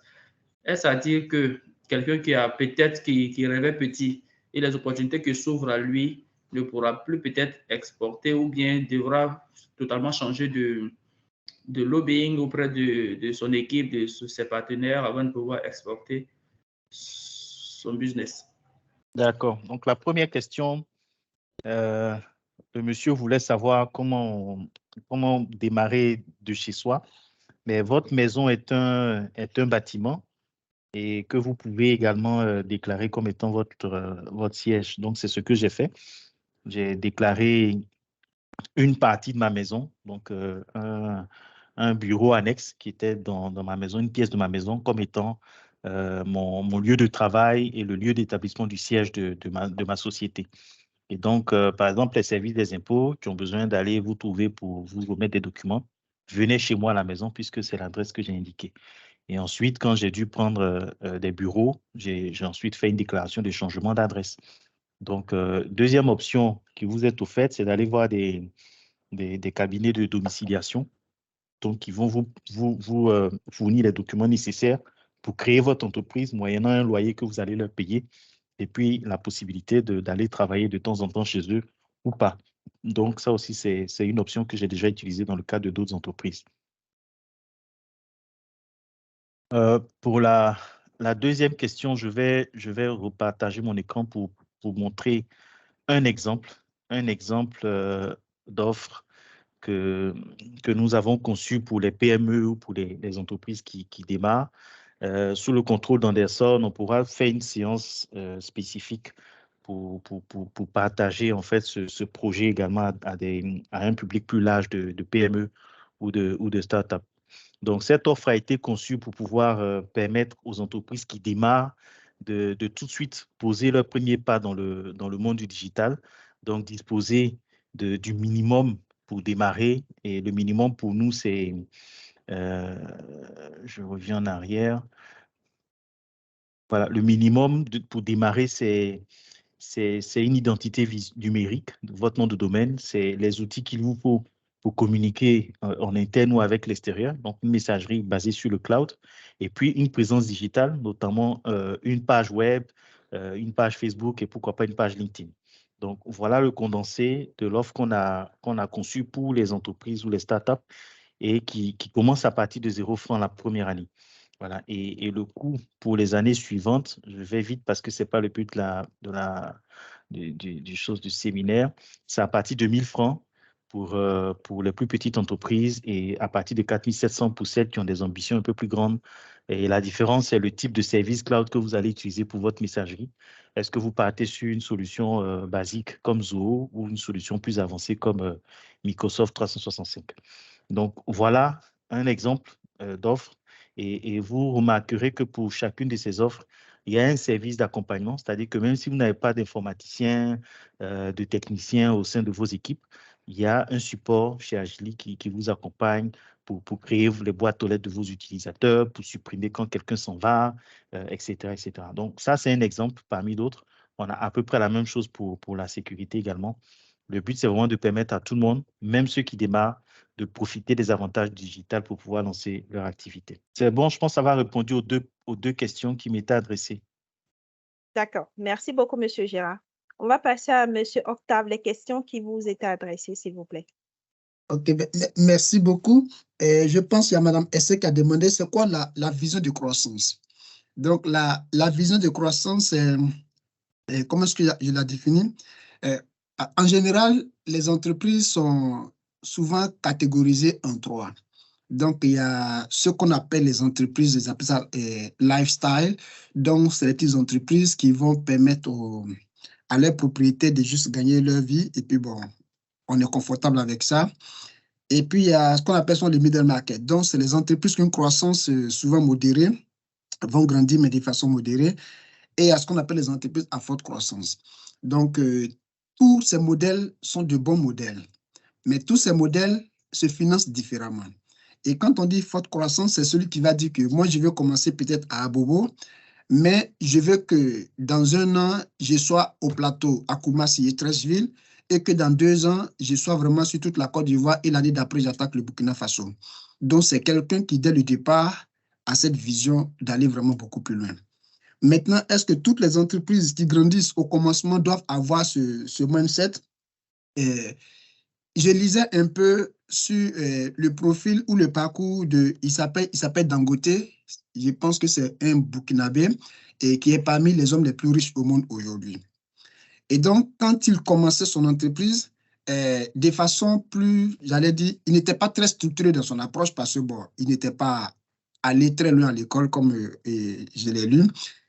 Et donc, il s'est structuré différemment, mais il avait la volonté de beaucoup travailler. Et donc, il était à l'affût de nouvelles opportunités et c'est comme ça qu'il a pu se structurer. Donc, lui, si on lui posait la question, peut-être initialement, est-ce que tu veux aller en Côte d'Ivoire, Mali? Il ne savait pas ce que cela signifiait, mais il avait cette volonté de pousser fort dans ce qu'il fait. Donc, le mindset de la croissance, c'est en fait ça. On peut commencer très, très localement, mais la personne doit avoir cette envie de saisir de nouvelles opportunités qui s'offrent à elle. Donc, quand on veut faire affaire avec les investisseurs, souvent, ils vont poser des questions qui vont leur permettre de savoir est-ce qu'effectivement, on a cet état d'esprit. Parce que le mindset ici, c'est un état d'esprit. Ce n'est pas une connaissance qu'on va aller démontrer par un diplôme, mais c'est un état d'esprit. Et donc, cet état d'esprit va se démontrer à travers la façon dont on aborde les questions, on aborde les défis. Donc, quand ils nous posent des questions, la façon de répondre à ces questions, ils vont savoir si, bon, on a cette volonté d'aller très loin ou si vraiment on veut rester localement. N'importe qui peut se tromper. Il n'y a rien qui soit coulé dans du béton pour dire, bon, 1 + 1 = 2. Donc, c'est les éléments que les gens vont évaluer en fonction des choses qu'ils identifient dans votre façon de répondre à leurs questions, et ainsi de suite. Donc, pour dire que ça me permet de répondre à la seconde question en même temps. Donc, on peut commencer petit, mais comme je l'ai dit, notre façon d'être à l'affût de nouvelles opportunités va montrer si nous voulons vraiment aller très loin. On ne peut pas encore savoir où on veut aller, mais on a quand même cette volonté-là d'être à l'affût et de saisir de nouvelles opportunités. Donc, voici un peu ce qu'ils appellent l'état d'esprit de la croissance ou le mindset de la croissance. Donc, je ne sais pas si ça répond à ces deux questions. Voici un peu ce que j'avais à dire là-dessus. Merci beaucoup, M. Octave. Je vais lire quelques questions du chat qui sont destinées à M. Octave et M. Gérard, mais également M. Anderson, si vous avez des réponses, vous pourrez apporter. Donc, la première question, comment les fonds de garantie fonctionnent? À quelles conditions on y a droit? La deuxième question concernant la pression fiscale. Pourquoi l'exonération pour 1 ou 2 ans pour les nouvelles entreprises n'est pas automatique? Ensuite, la troisième question. Pour les nouvelles entreprises qui se sont faites prendre dans les filets de l'endettement fiscal, comment revenir à une exonération qui leur permettra de se redresser? La quatrième question, peut-on avoir la loi sur les startups? La cinquième question, peut-on avoir plus d'informations sur les questions fiscales des jeunes entreprises? C'est bon, vous pouvez répondre à ces questions. La première question, comment les fonds de garantie fonctionnent? À quelles conditions on y a droit? OK. Alors, pour les... Octave, je vais y aller. Vas-y, vas-y. Je t'ai pas dit que ces questions sont pour Anderson et puis Gérard. D'accord, OK. Donc, les fonds de garantie, vraiment, j'avoue que personnellement, je n'en ai jamais profité, mais je connais le fonctionnement théorique. Les banques, toutes les banques classiques qui sont là, doivent prêter de l'argent. Et ça fait partie de leur travail.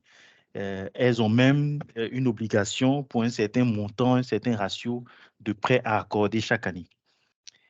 Et pour accorder un prêt à une entreprise, la banque veut s'assurer qu'au cas où l'entreprise n'est pas en mesure de rembourser le prêt, elle ne perd pas son argent. C'est pour ça qu'elle parle de garantie. Donc, pour diminuer le risque de perdre de l'argent qu'elle a prêté, elle va demander à l'emprunteur de venir avec des garanties qui sont de l'argent frais à déposer quelque part, ce qu'on appelle le cash collatéral. Ça peut être aussi un DAT, donc qui s'apparente au cash. Ça peut être aussi un bien immobilier à hypothéquer au profit de la banque au cas où l'entreprise ne rembourse pas le prêt. La banque peut prendre le bien et le vendre pour se rembourser. Donc voilà, en gros, l'approche classique pour un prêt. Et donc, ce que les concepteurs de ce principe de fonds ont imaginé, c'est qu'ils vont voir les banques et puis disent aux banques, écoutez, nous, on aimerait que vous prêtiez un peu plus aux PME.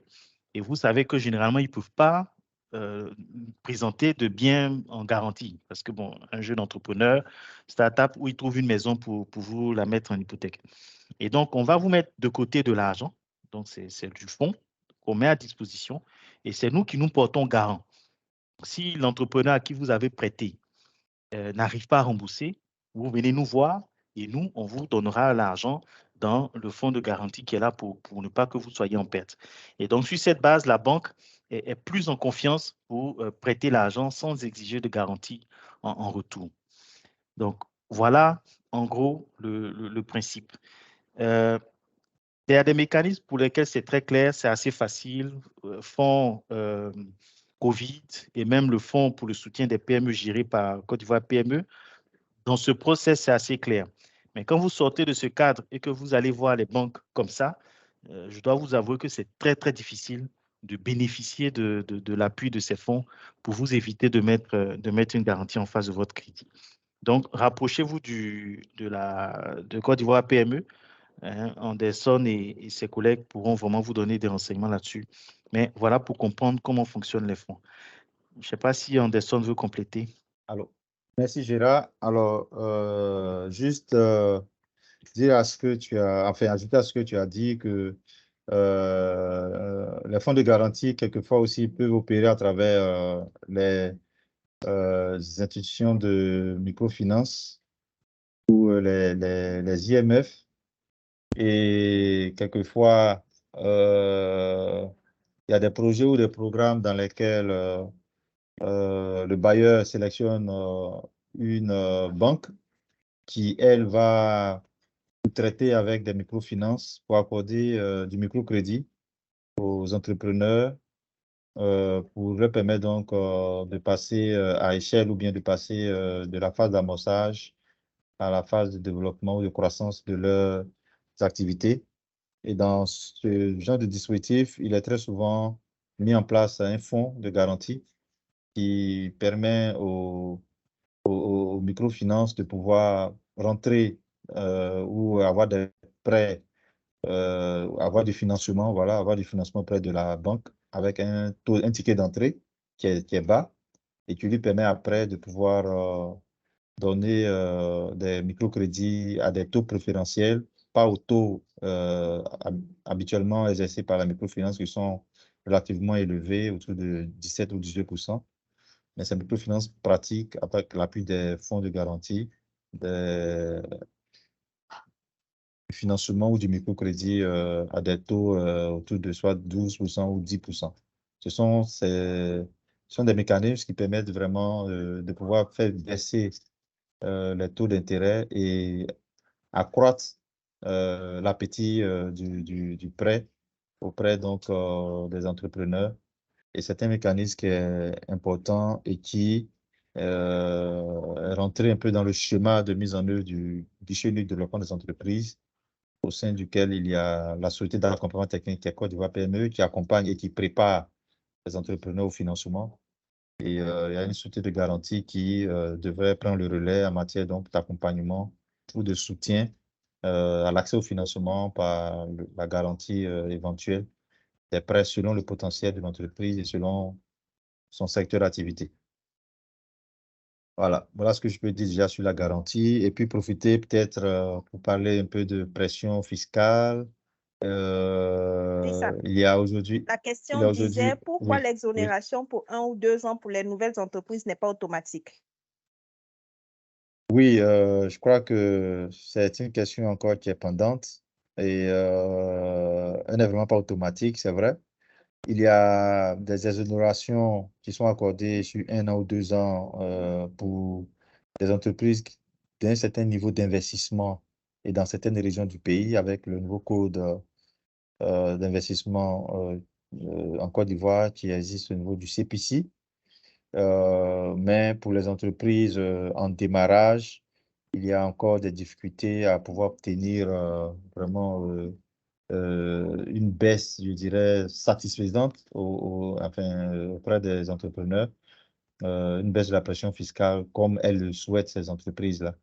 Et l'État, pour pallier un peu à cela, a mis en place le statut d'entrepreneur, qui est un statut qui vise à accélérer la transformation du secteur informel. Donc, les acteurs de l'économie informelle devraient basculer aisément vers l'économie formelle à travers cette disposition et qui prévoit des allègements fiscaux et des avantages donc, liés au renforcement des capacités, à l'accès au financement, à l'accès au marché public et privé de ces acteurs du secteur informel. La Startup Act aujourd'hui qui a été adoptée travaille également à faire en sorte que les startups aient des accompagnements préférentiels pour leur permettre de pouvoir tenir les premières années et de pouvoir se développer et créer plus de richesses et d'emplois dans les secteurs porteurs de richesses et de potentialités.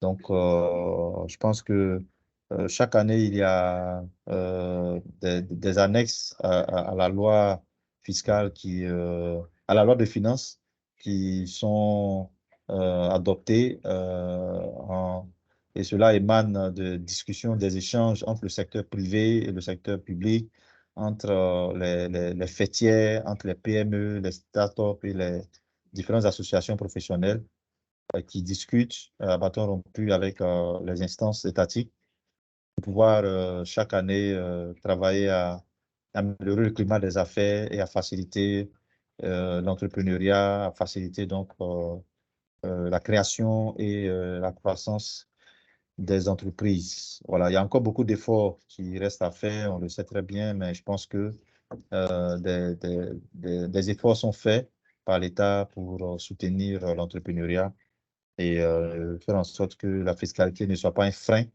à l'entrepreneuriat en Côte d'Ivoire. Voilà, voici ce que je peux dire sur ces différents points, Marie-Noël. OK, Merci, M. Anderson. je Oui. vais compléter D'accord. concernant l'endettement, l'endettement fiscal, l'engrenage qui peut arriver et puis après on a du mal à s'en sortir. Ce qu'il faut savoir, c'est que l'administration fiscale, c'est pas non plus comment j'ai dit ça, c'est des hommes comme nous. hein, ce sont des êtres humains. Et il faut surtout trouver le moyen de se faire accompagner.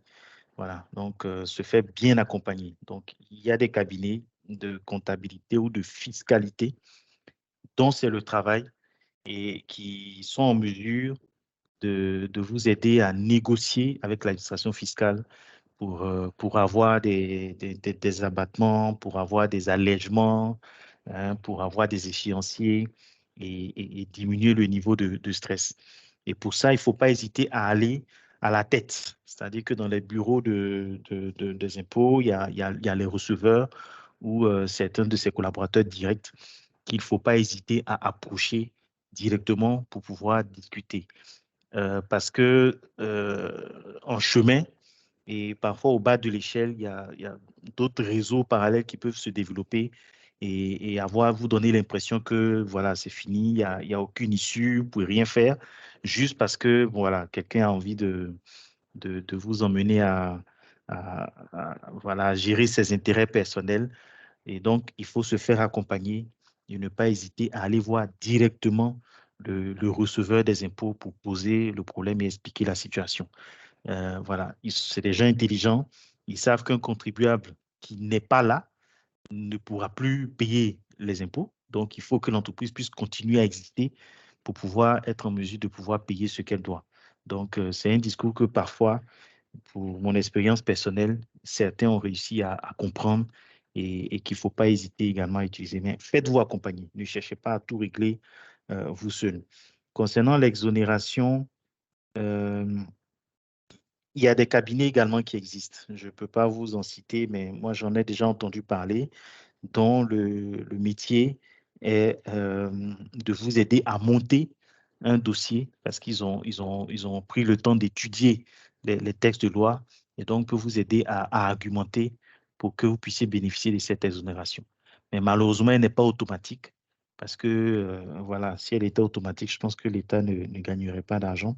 Donc, il faut faire la démarche d'élaborer un plan et de se faire accompagner par un cabinet spécialisé. Merci beaucoup, M. Gérard. On va prendre les questions de M. Alain Nda. M. Alain Nda, votre micro est ouvert. Vous pouvez poser votre question, s'il vous plaît. M. Alain Nda. Est-ce que M. Brahima Kone est là? Oui. M. Brahima Kone, OK. Ma question se situe au niveau du fonds de garantie. Est-ce que les associations sont éligibles au fonds de garantie? C'est vrai que souvent... Mon micro est coupé. Mon micro est coupé. Je ne sais même pas. Monsieur Ibrahim, Monsieur Brahima, allez-y. Terminez votre question. Monsieur Nda, oui. Vous pouvez patienter juste 1 minute, s'il vous plaît. OK. Ma question est de savoir si les associations sont éligibles au fonds de garantie. Parce que souvent, les associations ont des activités, des projets aussi qui peuvent générer des richesses. Merci. D'accord. Merci beaucoup, Monsieur Brahima. Monsieur Nda, allez-y pour votre question. Monsieur Nda, Alain Nda. Monsieur Alain Nda, vous pouvez y aller maintenant. Est-ce que Monsieur Ismaïla... On dirait que son micro est encore coupé. Hein? Voilà. OK, Monsieur Nda, allez-y. Il y a plus longtemps. Monsieur Nda, allez-y. Voilà. On vous entend. Oui, allô. On vous entend, Monsieur Nda, allez-y. Monsieur Nda? Vous avez pris le portable. Après les réunions, sinon il n'y a pas pris le portable. Monsieur Nda, on vous entend très bien.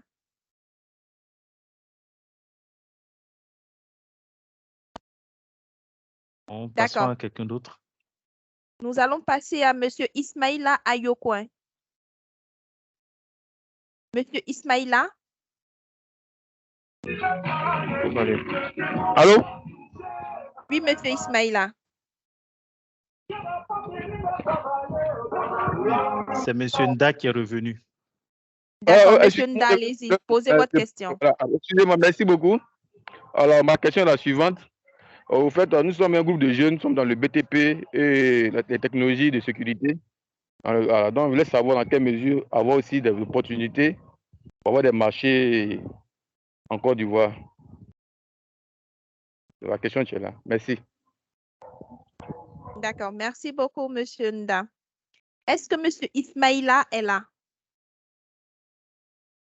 Monsieur Ismaïla?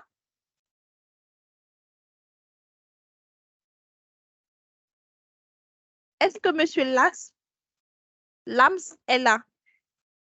Monsieur Lams? Pour Ismaïla, j'ai l'impression que son micro est coupé aussi. Nous avons activé son micro. Il faut juste que lui, Ah. il puisse... Ah, ok. Il puisse cliquer dessus aussi. Monsieur B. Lams, est-ce que vous êtes là? Oui, je suis là. D'accord, allez-y, posez votre question, s'il vous plaît. Bonsoir, chers tous. Je suis Bélam. Je suis dans l'informel et je me suis inscrit au niveau du statut et pour obtenir le certificat de l'entrepreneur. Alors, depuis un moment, nous avons eu les documents, c'est-à-dire les certificats qui sont apparus, on a tiré, mais le document final n'est pas encore disponible. Je voudrais savoir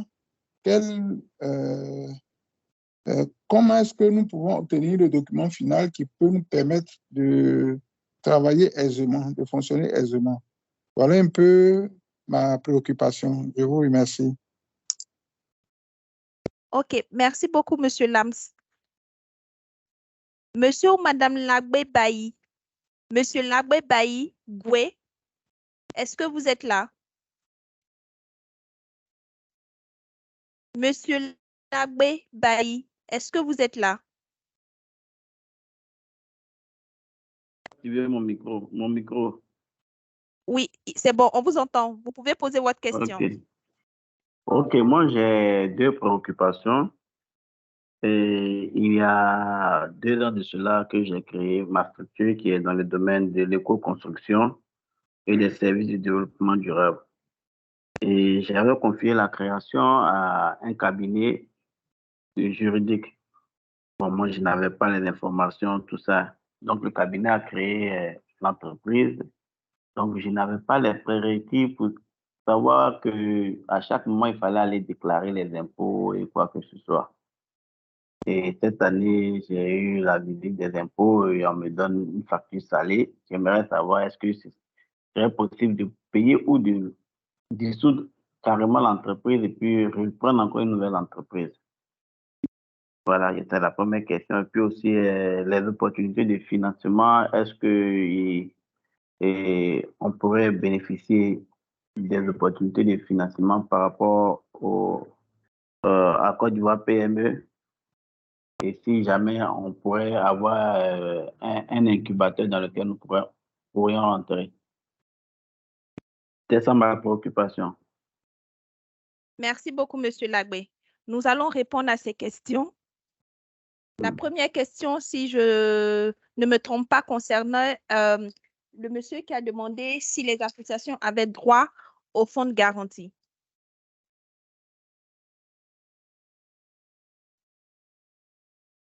Monsieur Gérard et monsieur Anderson. Oui, je pense qu'Anderson est mieux placé que moi. Alors, monsieur Anderson. Oui, Marie-Noël, ok, merci. Alors, juste dire que un fonds de garantie, en général, ce qu'on sait, nous, en tout cas, au niveau de Côte d'Ivoire PME, nous accompagnons les entreprises qui génèrent du chiffre d'affaires, font du bénéfice, qui génèrent du chiffre d'affaires et qui, disons, sont la cible en général des banques.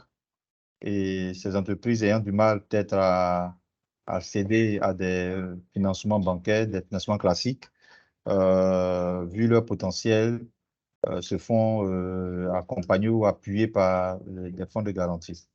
Donc, les différents projets ou programmes sur lesquels nous sommes ou que nous préparons sont des projets ou des programmes dans ce sens qui sont dédiés donc aux PME et aux OPA également, aux organisations professionnelles agricoles, qui sont comme des sociétés coopératives qui ont une organisation, une structuration, des états financiers et qui peuvent démontrer un peu comment l'usage des fonds pourrait être utilisé éventuellement, eu égard à leurs activités antérieures. Donc, voici comment nous opérons au niveau du Côte d'Ivoire PME, de sorte que les associations à but non lucratif et autres ne sont vraiment pas dans notre registre d'intervention en matière d'accompagnement à des fonds ou à des financements ayant l'appui de fonds de garantie. Je profite en même temps peut-être pour parler de statut entrepreneur, de document final. Nous sommes dans un processus au niveau de l'opérationnalisation totale de ce statut entrepreneur en vue de la transformation du secteur informel. Donc, je vais juste demander à M. Bleulas de patienter. Et nous allons certainement vous revenir pour, dans les prochains mois parce que le statut entrepreneur demande l'intervention de plusieurs ministères, ce qui fait que, il y a des dispositions interministérielles qui doivent être adoptées de façon de concert avec les différentes parties prenantes. Et, la démarche administrative ou étatique tarde un peu, mais les dispositions sont en train d'être accélérées à présent afin de permettre de passer à une phase, à la prochaine étape donc, de l'opérationnalisation effective de ce statut entrepreneur après l'obtention de l'attestation d'entrepreneur que vous avez reçue et qui devrait déboucher sur la délivrance d'une carte d'entrepreneur et associée à l'ensemble des avantages auxquels vous avez droit. Donc, vous pouvez toujours nous relancer par mail sur notre site Internet. On pourra tout à l'heure mettre dans le chat les liens par lesquels vous pouvez nous contacter et puis prendre de nos nouvelles ou des nouvelles de l'évolution de l'opérationnalisation de ce statut entrepreneur. Et il y a le dernier intervenant qui, face à la pression des impôts, suggérerait de dissoudre son entreprise et d'en créer une nouvelle et également voir avec Côte d'Ivoire PME comment accéder à du financement. Voilà. Je pense que Gérard l'a dit, il faut plutôt prendre l'avis d'un conseil juridique ou d'un conseil fiscal pour mieux vous aider dans les négociations avec le fisc, parce que ce n'est pas nécessaire de dissoudre votre entreprise, il ne va vraiment pas le faire. Et également, le conseil fiscal ou juridique pourra mieux vous guider, vous orienter. Donc, nous sommes disponibles, vous pouvez nous trouver à nos services en face de Fratmat. Voilà, Côte d'Ivoire PME, en face de Fratmat. Vous pourrez nous contacter. On va vous mettre en relation avec nos experts pour nous apporter donc de l'accompagnement dans ce processus. Voilà. Et en matière de financement, il y a également un intervenant qui est dans le BTP de la sécurité. Voilà, et demander un peu comment ça se passe pour l'accès au financement des PME, l'accès au marché. Voilà, nous avons une direction dédiée à la croissance et au développement des affaires pour les PME et les entreprises de taille intermédiaire. Nous avons des projets ou des programmes dans lesquels nous accompagnons les entrepreneurs à l'accès au financement. Nous discutons avec des banques présentement et au fur et à mesure, nous essayons de placer des dossiers pour accompagner ces entreprises-là, ces entrepreneurs, dans l'accès au financement à travers les projets ou programmes qui débouchent sur du financement. Donc, n'hésitez pas à vous rendre dans nos guichets en région. On a des bureaux en région. On a également notre siège à Abidjan, ici en face de Fratmat, à Djamé-Indénié. Donc, contactez-nous après ce webinaire, soit par mail et autres. On pourra mieux vous apporter de l'accompagnement à travers notre direction d'accompagnement au financement et à l'accès au marché. Voilà ce que je peux dire sur les différentes questions qui ont été posées. Il est temps de laisser la parole à Octave ou à Gérard de pouvoir intervenir. D'accord, merci, M. Anderson. Monsieur Octave, M. Gérard, est-ce que vous avez des ajouts à faire? Non, je pense que Anderson a tout dit. Je n'ai pas d'infos complémentaires. Pour la taxation d'office, j'en avais parlé dans mon intervention et je ne pense pas que la fermeture de la société soit la solution. Il faut se faire accompagner par un cabinet fiscal, un conseil fiscal, et puis aller discuter avec l'administration fiscale, trouver une solution qui est raisonnable et qui convient à tout le monde. OK, merci beaucoup, M. Gérard. On va prendre une dernière série de 5 questions. Il me semble qu'Octave aimerait intervenir sur le sujet ou bien M. sur... Octave? Non, pour juste dire que c'est vrai d'être transparent avec l'administration fiscale et puis bon, de négocier, comme Gérard l'a dit, c'est des êtres humains comme nous, ils vont intervenir, ils vont nous aider. Et comme c'est des problèmes qui sont vraiment purement locaux, bon, moi, il y a enfin, des problèmes purement locaux dont il n'y a pas grand-chose qu'ils puissent dire et Anderson et Gérard ont bien répondu. Merci beaucoup, M. Octave. Comme je disais, on va prendre une dernière série de 5 questions. Est-ce que M. Serge est là? Monsieur Serge de Digitalus, votre micro est ouvert.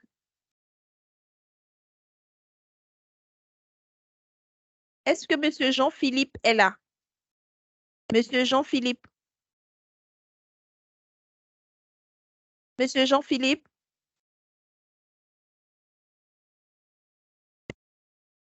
Est-ce que Monsieur Nguessan Ayeshin est là? Monsieur Nguessan Ayeshin? Monsieur Jean-Philippe, votre micro est ouvert.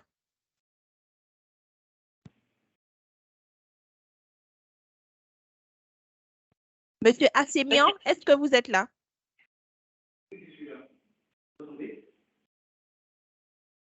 Monsieur Jean-Philippe, votre micro est ouvert. Vous pouvez poser votre question.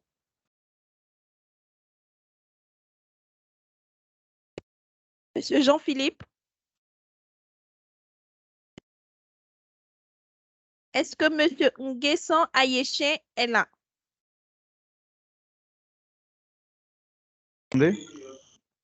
D'accord. Allez-y, posez votre question, s'il vous plaît. D'accord. Je voudrais savoir si Côte d'Ivoire PME fait recours à de l'expertise extérieure.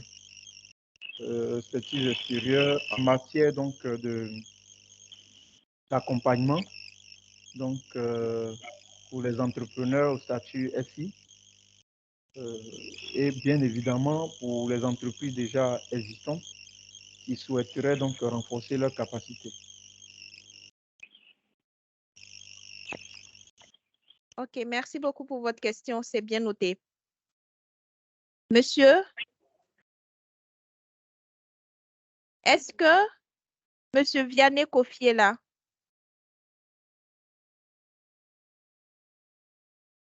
Monsieur Vianney Kofi. Monsieur Assemian, vous êtes là? D'accord, posez votre question, s'il vous plaît. Bonsoir à tous. Je vais dire merci à Côte d'Ivoire PME, cette initiative de l'enrichissement. La préoccupation, c'est au niveau du taux de pénétration du digital dans le conseil des Ivoiriens, depuis que nous parlons d'entreprise digitale. Il y a quelques années de cela, en Côte d'Ivoire, j'ai proposé une solution pour les restaurants, aux différents professionnels qui sont dans la restauration. Mais j'ai été confronté à quelque chose, c'est que il semblait être intéressé. Quoique je leur montré l'intérêt, ils ont vu l'intérêt, ou même qu'ils voyaient l'intérêt. J'avais posé une question ici même, moi. J'entends bien. On ne vous entend pas très bien, Monsieur Assemian. On ne vous entend pas très bien. Allô, vous m'entendez maintenant? Voilà, on vous entend mieux. D'accord. Pas de souci. Donc, je disais que j'étais confronté à un problème de taux de pénétration du digital dans le quotidien des jeunes entreprises, des entrepreneurs en Côte d'Ivoire. Parce qu'on parle d'entreprise digitale. Et il y a quelques années de cela, j'ai proposé une solution de restaurant, de restaurant aux différents acteurs de la restauration. J'ai vu que certains ne voient pas vraiment l'intérêt de la chose, même que, quand même je leur ai montré après l'intérêt d'utiliser la solution. Après, ils avaient comme c'est pas un désintérêt, comme si ils ne voyaient pas vraiment l'intérêt de la chose, ou bien soit ils avaient la paresse d'utiliser la chose. Alors que moi, je suis présentement à Dubaï, c'est des solutions qui s'utilisent partout dans les restaurants ici à Dubaï. Mais quand on va à l'extérieur de la Côte d'Ivoire, au Sénégal, c'est des solutions qui s'utilisent. Mais en Côte d'Ivoire, on a un certain désintérêt de tout ce qui est digital au niveau de certains entrepreneurs. Donc, ma question est pour M. Girard, lui qui est dans le digital, lui qui propose des solutions digitales. Est-ce qu'il fait face à ce genre de problème vis-à-vis des jeunes entreprises, des entrepreneurs, et comment est-ce qu'il gère ce problème-là? Merci. Merci beaucoup, M. Assemian. Je profite pour poser la question de M. Ismaïla dans le chat. Il a dit, vous avez parlé de due diligence. Cela demande sûrement d'avoir une comptabilité assez fluide. Ma question est adressée à M. Girard. J'aimerais savoir à quel moment recruter un comptable en interne. Quel a été votre cas? Je pense qu'on peut déjà répondre à ces 3 questions. Déjà, la première question est à M. Anderson. Côte d'Ivoire PME fait-elle recours à l'expertise extérieure pour les entreprises?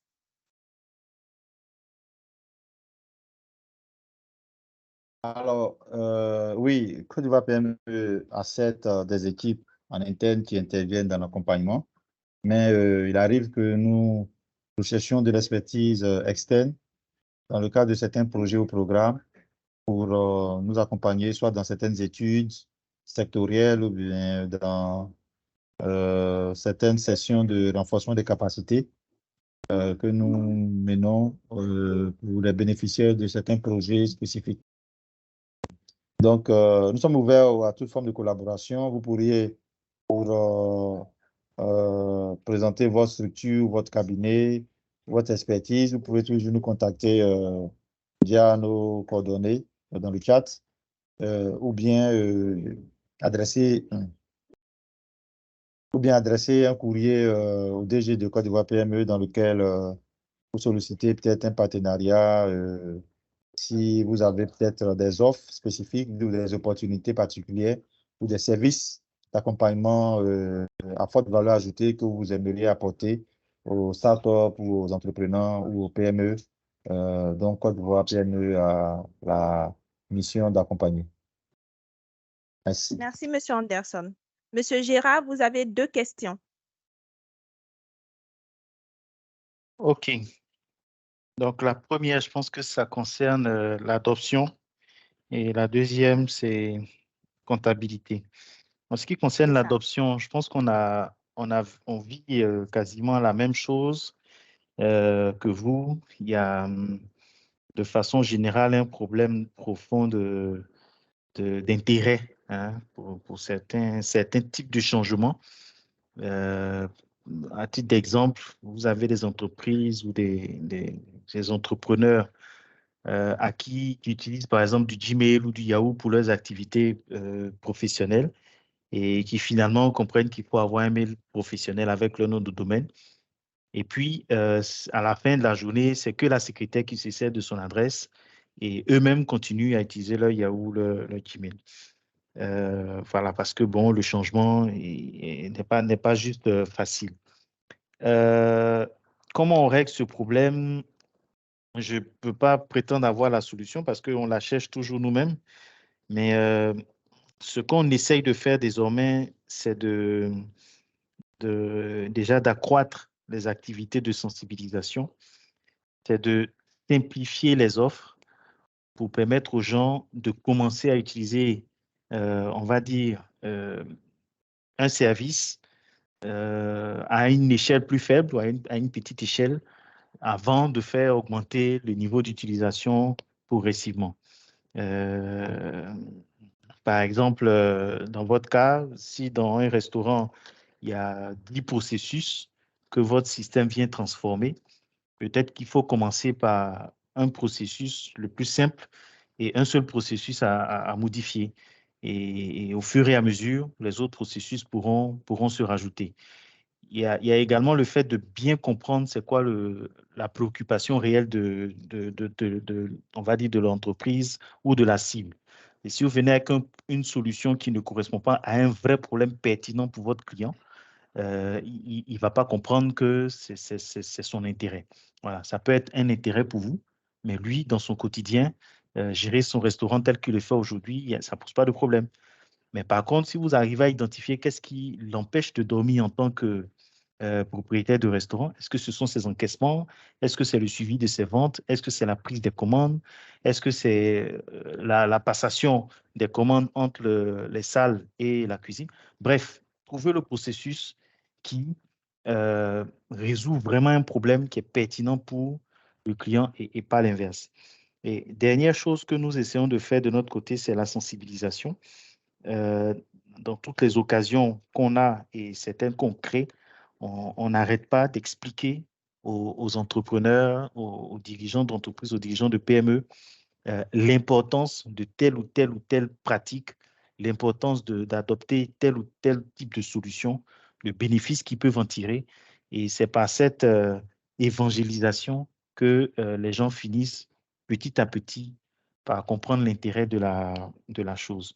Donc, on organise des webinaires, des séminaires, des sessions de formation gratuites avec des entrepreneurs. Et c'est comme ça qu'on motive pour que les gens puissent adopter les solutions qui ont du mal à passer. La deuxième question concernait la comptabilité. Effectivement, il faut avoir une comptabilité, claire pour lever des fonds. C'est un passage obligé. Nous, on a commencé avec ce qu'on appelle des CGA, des centres de gestion agréés. Mais dès le début, on avait une personne en interne qui tenait la comptabilité en parallèle et du CGA, qui lui avait surtout pour mission de faire les déclarations et puis de monter les états financiers. Mais je déconseille à tout entrepreneur de travailler sans avoir au moins une personne en interne. Ça peut être un stagiaire, ça peut être un comptable, ça peut être le responsable financier, ça peut être des stagiaires que vous faites tourner. Mais il faut quelqu'un pour tenir au moins un registre de toutes les transactions de l'entreprise et garder les factures. Voilà, parce que vouloir compter uniquement sur quelqu'un à l'extérieur qui vient une fois par semaine, une fois par mois, voilà, il n'y a pas de réflexe, les documents sont éparpillés et à chaque fois que le comptable passe, c'est difficile de rattraper les écarts. Donc, il faut avoir une personne en interne, même si vous appuyez sur un cabinet externe, et cette personne peut faire autre chose, mais il faut que ce soit quelqu'un qui ait des compétences en comptabilité pour tenir un registre, au moins des achats, des ventes, des encaissements et des décaissements. Voilà les 4 points clés sur lesquels la comptabilité a besoin de s'appuyer pour avancer. Achat, vente, décaissement, encaissement. Si ces 4 points sont bien tracés, le reste est un peu moins compliqué à gérer. Merci beaucoup, M. Gérard. On va poser une dernière question dans le chat. La question dit, ma question est de savoir si les offres d'accompagnement des PME dans leur phase de lancement ne freinent-elles pas au niveau financier parce qu'elles ont très peu de fonds. Aussi, n'y a-t-il pas des freins au financement venant de l'international, taux d'imposition, frais bancaires élevés, etc. C'est la dernière question. Monsieur Gérard et oui, Monsieur Octave. Voilà, non, s'il te plaît, Emen, je pense qu'on va laisser Octave intervenir d'abord sur la question. Voilà. Et puis, peut-être Gérard pourra rebondir là-dessus. Merci. OK, yeah, merci bien. Pour les financements venant de l'étranger, il faut toujours prévoir des frais de transfert. Donc, c'est très important. Et il faudrait aussi prévoir les taux de change. Mais rendu à ce niveau-là, ça devient vraiment des frais accessoires. Parce que ce n'est pas des pourcentages du financement qu'on va recevoir, ce sont des montants forfaitaires que facturent les banques pour ce qui est des transactions où les taux de change sont des frais courants.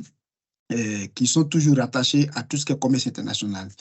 Donc, spécifiquement, je ne connais pas les lois locales en Côte d'Ivoire quand on reçoit des fonds comme ça, mais en général, quand on reçoit ce type de financement, ça va à l'entreprise. Et donc, ça va pour le développement de l'entreprise. L'entreprise travaille et paie des impôts sur le bénéfice qui découle de son travail courant. Donc, à ma connaissance, il n'y a pas de taxes spécifiques qui sont appliquées aux entreprises lorsqu'elles reçoivent des fonds comme ça de l'étranger. Ça, je parle du contexte que je connais très bien.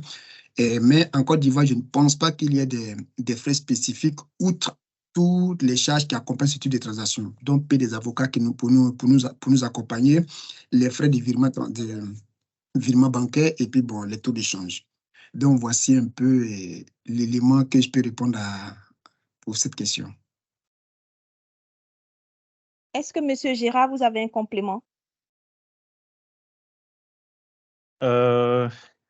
Non, c'est rien de précis. Il faudra aller vérifier, mais je sais que les fonds viennent de l'étranger ou d'ici, tout entrée en capital ou d'augmentation du capital est taxé. Donc, d'un impôt, j'ai cru entendre quelque chose entre 25 et 30% du montant. Et donc, c'est également quelque chose dont il faut tenir compte. Maintenant, pour les prêts ou les fonds qui viennent sous forme de dette, non, je ne peux pas me prononcer. Je pense que ce que Octave dit est valable. OK, merci beaucoup, M. Gérard. Je voulais signaler à tous les participants que la liste de présence est dans le chat. Donc, nous vous prions de bien vouloir vous inscrire sur cette liste de présence. Monsieur Anderson, je vous passe la parole pour terminer ce webinaire. Merci. Merci, Marie-Noël. Merci à Octave et Gérard. Ce fut un plaisir de pouvoir vous suivre, partager les expériences locales et internationales en matière de financement de l'entrepreneuriat ou de l'écosystème de financement de l'entrepreneuriat numérique en Côte d'Ivoire. Tenons également au nom du DJ à remercier toutes les participantes et tous les participants à cette session. Nous en aurons d'autres les jours à venir sur d'autres thématiques. Mais déjà, c'est de vous dire que au sein de Côte d'Ivoire PME, il y a plusieurs projets et programmes que nous lançons. Certains que nous avons déjà lancés et d'autres que nous préparons. Nous travaillons sur le PGDEC 3 qui devrait permettre de pouvoir accompagner environ 1000 jeunes dans la technologie numérique. Donc 1000 jeunes, dont peut-être 400 dans la technologie numérique et 600 dans les secteurs d'activité traditionnels que nous connaissons. Et nous espérons que plusieurs vont pouvoir bénéficier de ce projet ou de ce programme. Nous avons présentement le PAPS Group également qui accompagne les acteurs des secteurs prioritaires que sont l'industrie agroalimentaire, le tourisme et en tout cas les secteurs à fort potentiel de création d'emplois. Ce projet vise, ou ce programme vise à soutenir l'entrepreneuriat individuel comme l'entrepreneuriat collectif. Donc, si vous êtes porteur de projet que vous voulez démarrer un projet d'entreprise, vous pouvez vous inscrire au niveau du PAPS Group. Si vous êtes un groupe de jeunes de 5 à 10 personnes âgés de moins de 40 ans, vous pouvez également bénéficier de ce projet ou de ce programme. Et si vous êtes une TPE ou une PME, vous pouvez bien sûr en bénéficier si vous existez depuis au moins 3 ans. Vous avez un produit ou un service qui est commercialisé déjà sur le marché et qui nécessite d'être boosté. Votre entreprise nécessite de passer à échelle ou bien à une autre phase de croissance. Ce programme vise à vous booster également. Donc, vous avez toutes les informations sur notre site Internet pour postuler à ces différents projets et programmes qui sont en cours et ceux également à venir, de sorte à bénéficier vraiment d'accompagnement technique et d'accompagnement au financement. Le domaine du numérique fait partie des secteurs prioritaires de l'État parce que c'est un domaine à fort potentiel de création d'emplois. Et quand le gouvernement vise à créer 5 millions d'emplois d'ici à 2025 et 8 millions d'emplois d'ici à 2030, il est important de pouvoir faire la promotion de l'entrepreneuriat numérique et surtout soutenir cet entrepreneuriat numérique-là à travers les leviers tels que le financement, tels que l'accès au marché, le réseautage et bien d'autres choses. Donc, c'est une belle occasion que nous avons eue d'échanger avec vous. N'hésitez pas à nous contacter sur nos différents réseaux, nos différentes plateformes et notre site Internet. Nous remercions également Octave, qui est professeur adjoint sur Polytech Montréal et qui est spécialiste donc, de l'entrepreneuriat technologique au sein de cette Polytech. J'aimerais, avant peut-être de laisser à Gérard le mot de fin, demander à Octave de nous dire son mot de fin, mais surtout nous expliquer un peu comment lui-même il se projette plus ou moins sur l'Afrique ou en particulier sur la Côte d'Ivoire en matière donc de promotion d'entrepreneuriat technologique, comment Polytechnique Montréal se projette également sur le continent africain ou sur la Côte d'Ivoire et quelles pourraient être des perspectives d'opportunités dont pourraient bénéficier nos participants à ce webinaire et également l'ensemble de l'écosystème en Côte d'Ivoire. Ok, merci beaucoup Anderson. Donc, rapidement, Polytechnique est une école d'ingénieurs. Et on forme des ingénieurs dans tout ce qui est génie électrique, génie mécanique, génie logiciel, dans les BTP et dans génie industriel et bien d'autres choses. On recrute les étudiants à l'étranger. Il y a beaucoup d'étudiants qui nous viennent de partout, de la France, du Moyen-Orient, mais on a très peu d'étudiants qui viennent de Côte d'Ivoire. Donc, c'est une opportunité pour dire aux étudiants ivoiriens de regarder la voie de Polytechnique Montréal et qu'on recrute au second cycle, on recrute des personnes qui n'ont pas forcément un background d'ingénieur, mais qui veulent apprendre ce métier, savoir ce qu'il faut les ingénieurs et apprendre l'innovation. Donc, on les accueille. À partir de la maîtrise et du doctorat, il y a souvent des bourses d'études qui sont octroyées aux étudiants internationaux. Donc, j'encourage, si vous en connaissez, à appliquer Polytechnique Montréal pour vous permettre de bénéficier de cet environnement. Donc, en matière de coopération, bon, on regarde aussi pour développer des partenariats avec certaines structures qui sont intéressées à l'innovation, donc des projets conjoints. Mais ici, on le fait avec les entreprises privées, mais à l'international, c'est difficile parce qu'il n'y a pas de financements internationaux en général pour ce type de collaboration. Donc, sinon que c'est très rare. Donc, ceci fait que, bon, en matière de collaboration avec les structures privées, on est un peu limité. Mais pour les structures étatiques, oui, il y a des choses que nous faisons et avec certains pays, notamment avec des écoles, pour permettre aux étudiants de venir passer du temps chez nous et vice-versa. Donc, voici un peu rapidement ce que fait Polytechnique et comment est-ce que nous pouvons aider la communauté en Côte d'Ivoire. Merci, Anderson. Merci Octave. Octave est un ami de Côte d'Ivoire PME. Il intervient régulièrement et se rend disponible pour appuyer Côte d'Ivoire PME dans sa mission. Et au nom du DG de Côte d'Ivoire PME, nous tenons une fois de plus à te réitérer vraiment toutes nos salutations et nos remerciements pour cette intervention qui est assez enrichissante et pour tout ce que, au travers Polytech Montréal, vous projetez faire ou que vous faites actuellement, pour encourager donc ou soutenir l'entrepreneuriat dans les technologies innovantes ou dans les technologies numériques au niveau de la Côte d'Ivoire. Voilà, on va certainement garder le contact pour d'autres sessions à venir et on sera ravis toujours de t'avoir, Octave. Gérard, s'il te plaît, voilà, ton mot de fin ou voilà, ton mot de conclusion de cette... S'il vous plaît, nous n'avons pas accès à la liste de présence parce qu'on n'a pas accès au chat. S'il vous plaît, si vous pouvez corriger cela pour qu'on puisse mettre nos noms. Dans la conversation, est-ce que vous ne voyez pas la liste de présence? D'accord, ok. D'accord, ok, bien noté. Monsieur Gérard, votre mot de fin, s'il vous plaît. Voilà, Monsieur Gérard Conan, fondateur et CEO de Agile. Déjà, c'est encore dit merci à Côte d'Ivoire PME pour l'opportunité. C'est toujours un plaisir d'avoir travaillé sur un sujet. Donc, ça nous oblige à étudier un peu donc, et à challenger un peu ce qu'on sait. Donc, c'est une très bonne chose. Comme moi, j'aime beaucoup. Et merci à tous les participants, à l'intérêt qu'ils ont montré avec la quantité des questions qu'on a eues. Et voilà, je suis disponible pour répondre à d'autres questions via l'agence Côte d'Ivoire PME. Et j'espère qu'on pourra travailler sur d'autres initiatives ensemble dans les prochains mois. Merci. Merci Gérard, merci infiniment. Merci vraiment de ta disponibilité, de la promptitude avec laquelle tu as répondu à notre invitation. Agili est disponible. Vous pouvez contacter Agili pour vous faire accompagner sur l'ensemble des services qu'ils offrent. Et je crois que Gérard se fera le plaisir de vous voir en présentiel chez lui après l'avoir suivi en ligne cet après-midi.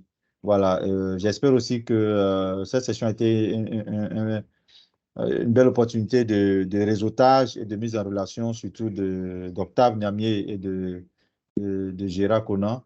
Vous pourriez certainement, après ce webinaire, les jours à venir, voir comment entrevoir des pistes de collaboration entre Polytech Montréal et Agili pour mutualiser tous ces et cette expertise que chacune de vos structures a et offre donc aux entrepreneurs et à l'écosystème entrepreneurial. Cela dit, excellent après-midi à toutes et tous et bon week-end à toutes et à tous. Nous espérons vous retrouver d'ici là très bientôt pour discuter de d'autres thématiques. D'ici là, n'hésitez pas à nous suivre sur nos différentes plateformes parce qu'il y a pas mal d'opportunités que vous allez découvrir et nous nous tenons disponibles pour répondre à vos questions et à vous apporter l'accompagnement qu'il faut pour le développement de vos différentes entreprises.